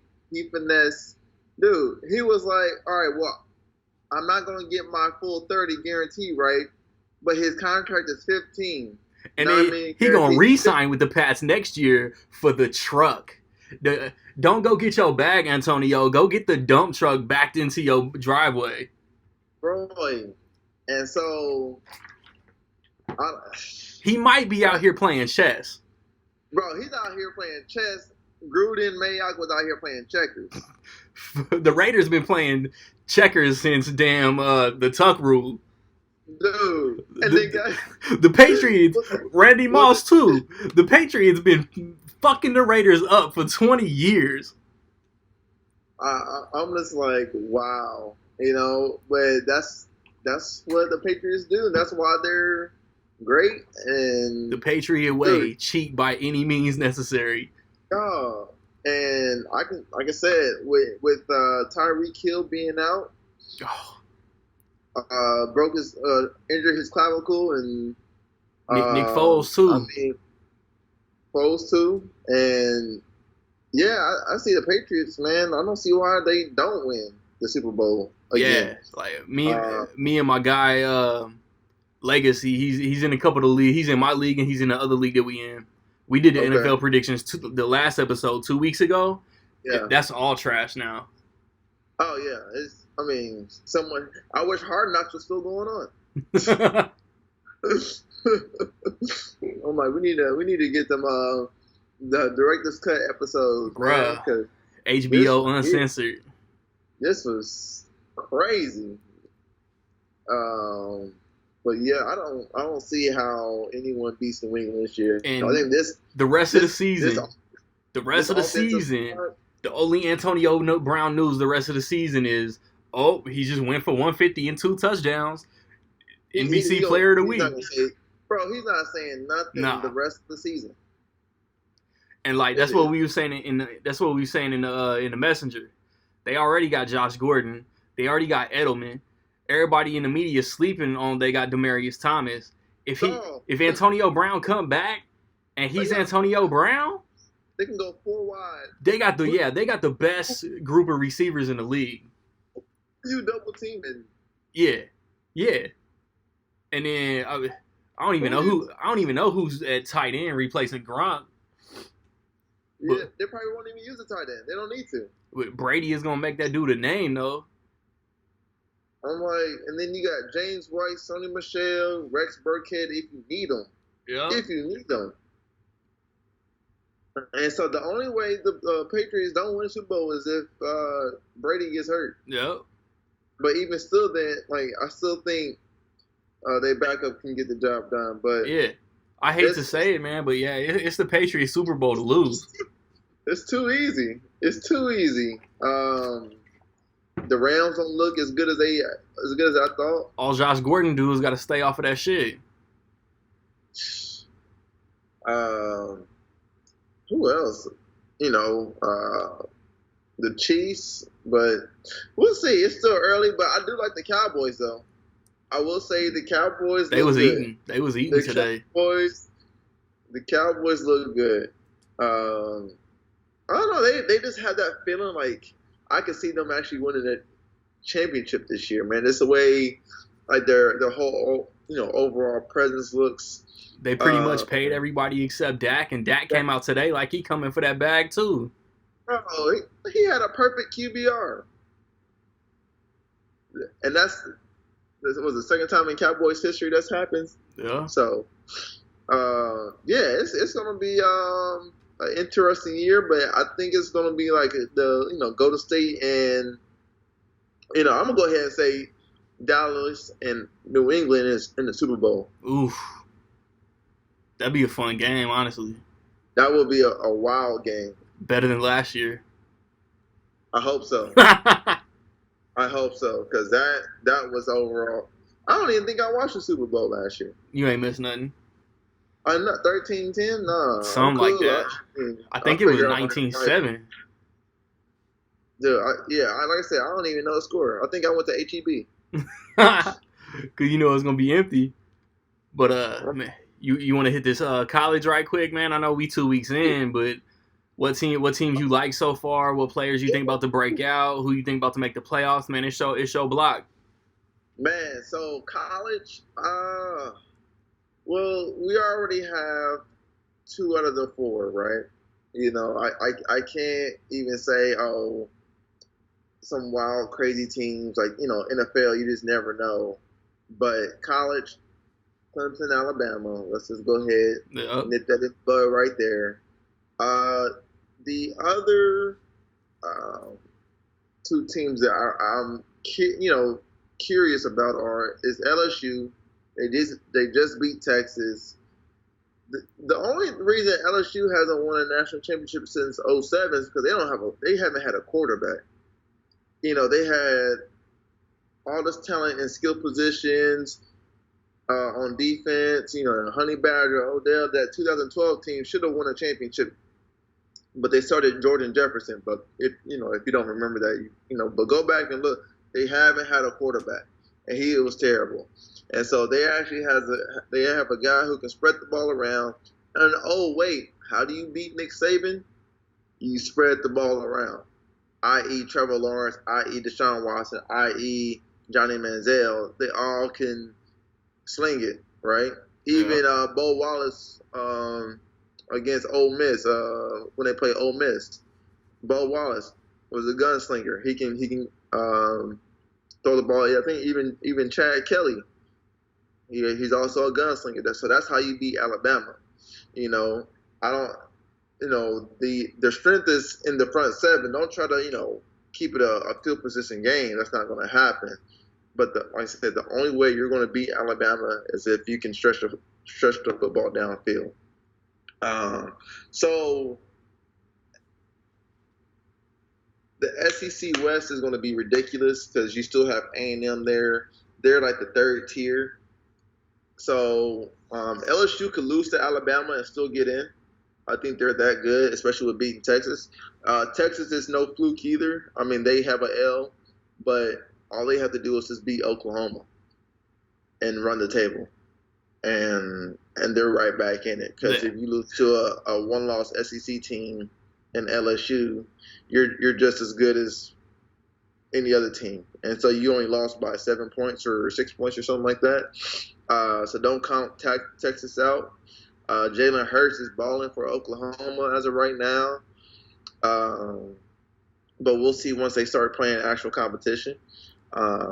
Justin Fields with Ohio State has been killing it, but I believe they play Indiana next week, so they start Big Ten play next week. So we'll see how he adjusts to the Wisconsins, the Michigan States, the Penn State. So we'll see how he's able to handle that. So who else am I missing? Clemson, Georgia. We forgot to talk about Georgia. Georgia's on the SEC East. I don't think Florida's as good as they once were. Last year they might be okay, but we'll see come the tailgate party. If you don't know what the tailgate party is, it's Georgia versus Florida. They call it the world famous tailgate party. So that's pretty much that's going to decide who goes to the SEC championship on their end because they're both in the same division. So that's going to be a huge game. Yeah, man, it's going to be an interesting college football season. I don't think anyone for the Pac-12 is going to go to the dance. Utah's ranked number 11, but can they stay undefeated for the rest of the year? Oregon has a squad, but they've already dropped a game. USC might have a quarterback, so can USC run the table and get into the playoffs? We'll see. But as of right now, I'm gonna just go ahead and say, Notre Dame. Sorry, Notre Dame. I almost forgot. I didn't want to get my hopes up, but Notre Dame, good squad. They're ranked number 6 right now, I believe. Number 7. I think it's number 7. Well, like I said, it's still too early to talk about, can they make it? Can they not make it? Most of their tougher games are in the latter part of the year. They got Georgia next week, actually, in 2 weeks on the 21st. So that's going to be a huge game for Notre Dame and for the country, because if Georgia drops a game to Notre Dame, they have to win out, and I believe they have to win the SEC to get into the playoffs. Yeah. So that's a huge game for the rest of the nation. That's a huge game for the SEC, huge game for Notre Dame too. And one team I haven't talked about, man, they need to make a quarterback change like immediately, is Michigan. Now people are going to talk crap about, they only beat Army by 3 points or whatever. Let's not forget Oklahoma almost lost to Army last year too. So let's not make that mistake. Army is a good program at the moment. Yeah. If they had beaten Oklahoma last year, they would have been in a conversation for a New Year's bowl. So let's not diminish what Army's done. They have a great defense, and a offense that it's hard to stop the triple option. So, but Dylan McCaffrey, he's a redshirt sophomore on the bench for Michigan. He needs to be playing immediately. Shea Patterson has to sit down somewhere. Dylan McCaffrey is a baller. It's in his blood. He's a gamer. I think I swear by this. I said Michigan would have went to the playoffs last year if Dylan McCaffrey was their quarterback, not Shea Patterson. That's just my opinion, but so we'll see, man. Like I expect Dylan McCaffrey to probably see more action come next week, but that remains to be seen. But my top 4. This is going to be a mix of, I'm going to just say Alabama, Clemson, in no order. Alabama, Clemson, Ohio State, and LSU are my top 4 right now. I think 3 out of those 4 are going to be in the college football playoffs. And, man, we'll see. And I want to do a Heisman. Does Heisman matter? It's all quarterbacks now. So I was going to ask you who you was checking for, but if you ain't got nobody you want to talk about. I mean, Justin Fields, like I said, too early. Trevor Lawrence, one of those guys, man. Like, Jared Judy, possibly, a non-quarterback, but it's a quarterback award, man. Like, I don't think it means as much anymore as it once did. So. The trophy is a running back. Yeah, I know. I know. Yeah, man. So we'll see, but it's going to be a good year for college football. I'm excited. I think there's a little bit more parity than the NFL, actually. So yeah, we'll see, bro. Cool. International. Oh man, you gonna globetrot around about 37 more countries, man. You want to come back for NBA preseason predictions, playoff predictions, man? Just let me know, man. When I come back, I'm gonna talk about some of this hip hop. A few albums dropped recently, man. Rec League Podcast. Yo, Yo, y'all know how the song goes. My flows got me collecting bones. No John Jones, Denzel, baby. When I spit well, hate me. I'ma hit spells. I tripped, fail till I'm 86 and forgot about. I got a lot of clout. It's only a select few who know what I'm about. Writer's block, gotta jot it out. Can't block me, you sloppy. Just talking for clicks. Doug Gottlieb and my clique sick. Stay in the ER, and we are here to give hip hop that CPR. Grab attention like a green card. It's not PC to call you a retard, but if you not fucking with Rec League hard, then you flat out fucking stupid. Off the top is how I spew it.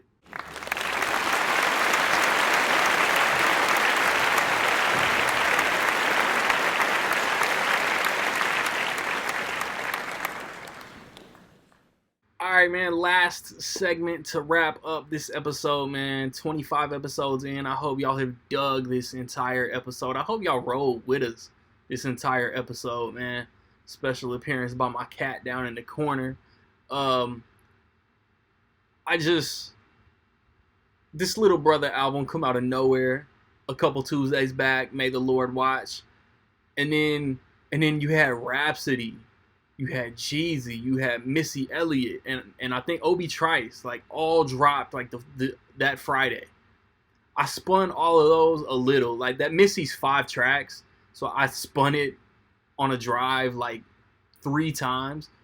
It's cool, like it's Missy, it's jams, it's bounce, it's club, you know what I'm saying? Like it's Missy before she took her hiatus. I wasn't feeling that Obi. I didn't even finish it. I just don't like the production, and I just couldn't vibe with that Obi. Like since he left Shady Records, like I haven't been able to get into very much Obi Trice. That Rhapsody is cool. I like some of it. I dislike some of it. You know what I'm saying? I didn't love it. Is what like I can really say. And then that Jeezy, like I'm not in Jeezy target demographic anymore. I can bump Let's Get It. I can bump The Inspiration. I can bump The Recession. Like they just came out and they all still go. Everything else after The Recession, I just can't vibe with. I don't know why. TM103, I think it has a couple bangers. Like Andre 3000 is on it. And then that last one, just for the J. Cole and Kendrick feature. And that's the track I like. But other than that, like, I don't know. Like I've outgrown Jeezy as an artist. So, like, this Little Brother came out, May the Lord watch. I will tell y'all, I haven't bumped very much hip-hop that's been released in 2019. But of what I have, barring a Run the Jewels 4 release, and even maybe with the Run the Jewels 4 release, this Little Brother is my favorite album all year. It is 15 tracks, if I'm not mistaken. The feel goes. Everything, Right on Time, Black Magic, Good Morning Sunshine, go. Like, I love all those songs. What I Came For is dope. Picture This is dope. All in a Day is dope. Like, there are so many dope tracks, man. Fonte kills it. Rapper Big Pooh kills it. And I know I told y'all an episode or two ago that the hip-hop segments were going to be longer, but I've said all I need to say. If you like bars, if you like quality production, if you like lyrics that aren't drowned out by the beats, go bump this Little Brother. Like that's all that I need to say. Like I'm telling y'all got that Little Brother got my stamp. It's my favorite album all year. The bars are nice, the production is nice. And it's going to be one of the most underrated albums all year because it's not going to get spun by radio. It's not going to have videos that are like advertised on YouTube or advertised, played on BET or MTV. Go get this Little Brother, man. That's it for episode 25, man. Rec League Podcast. I will hopefully, God willing, be back in 2 weeks with episode 26, man. So just chill until the next episode.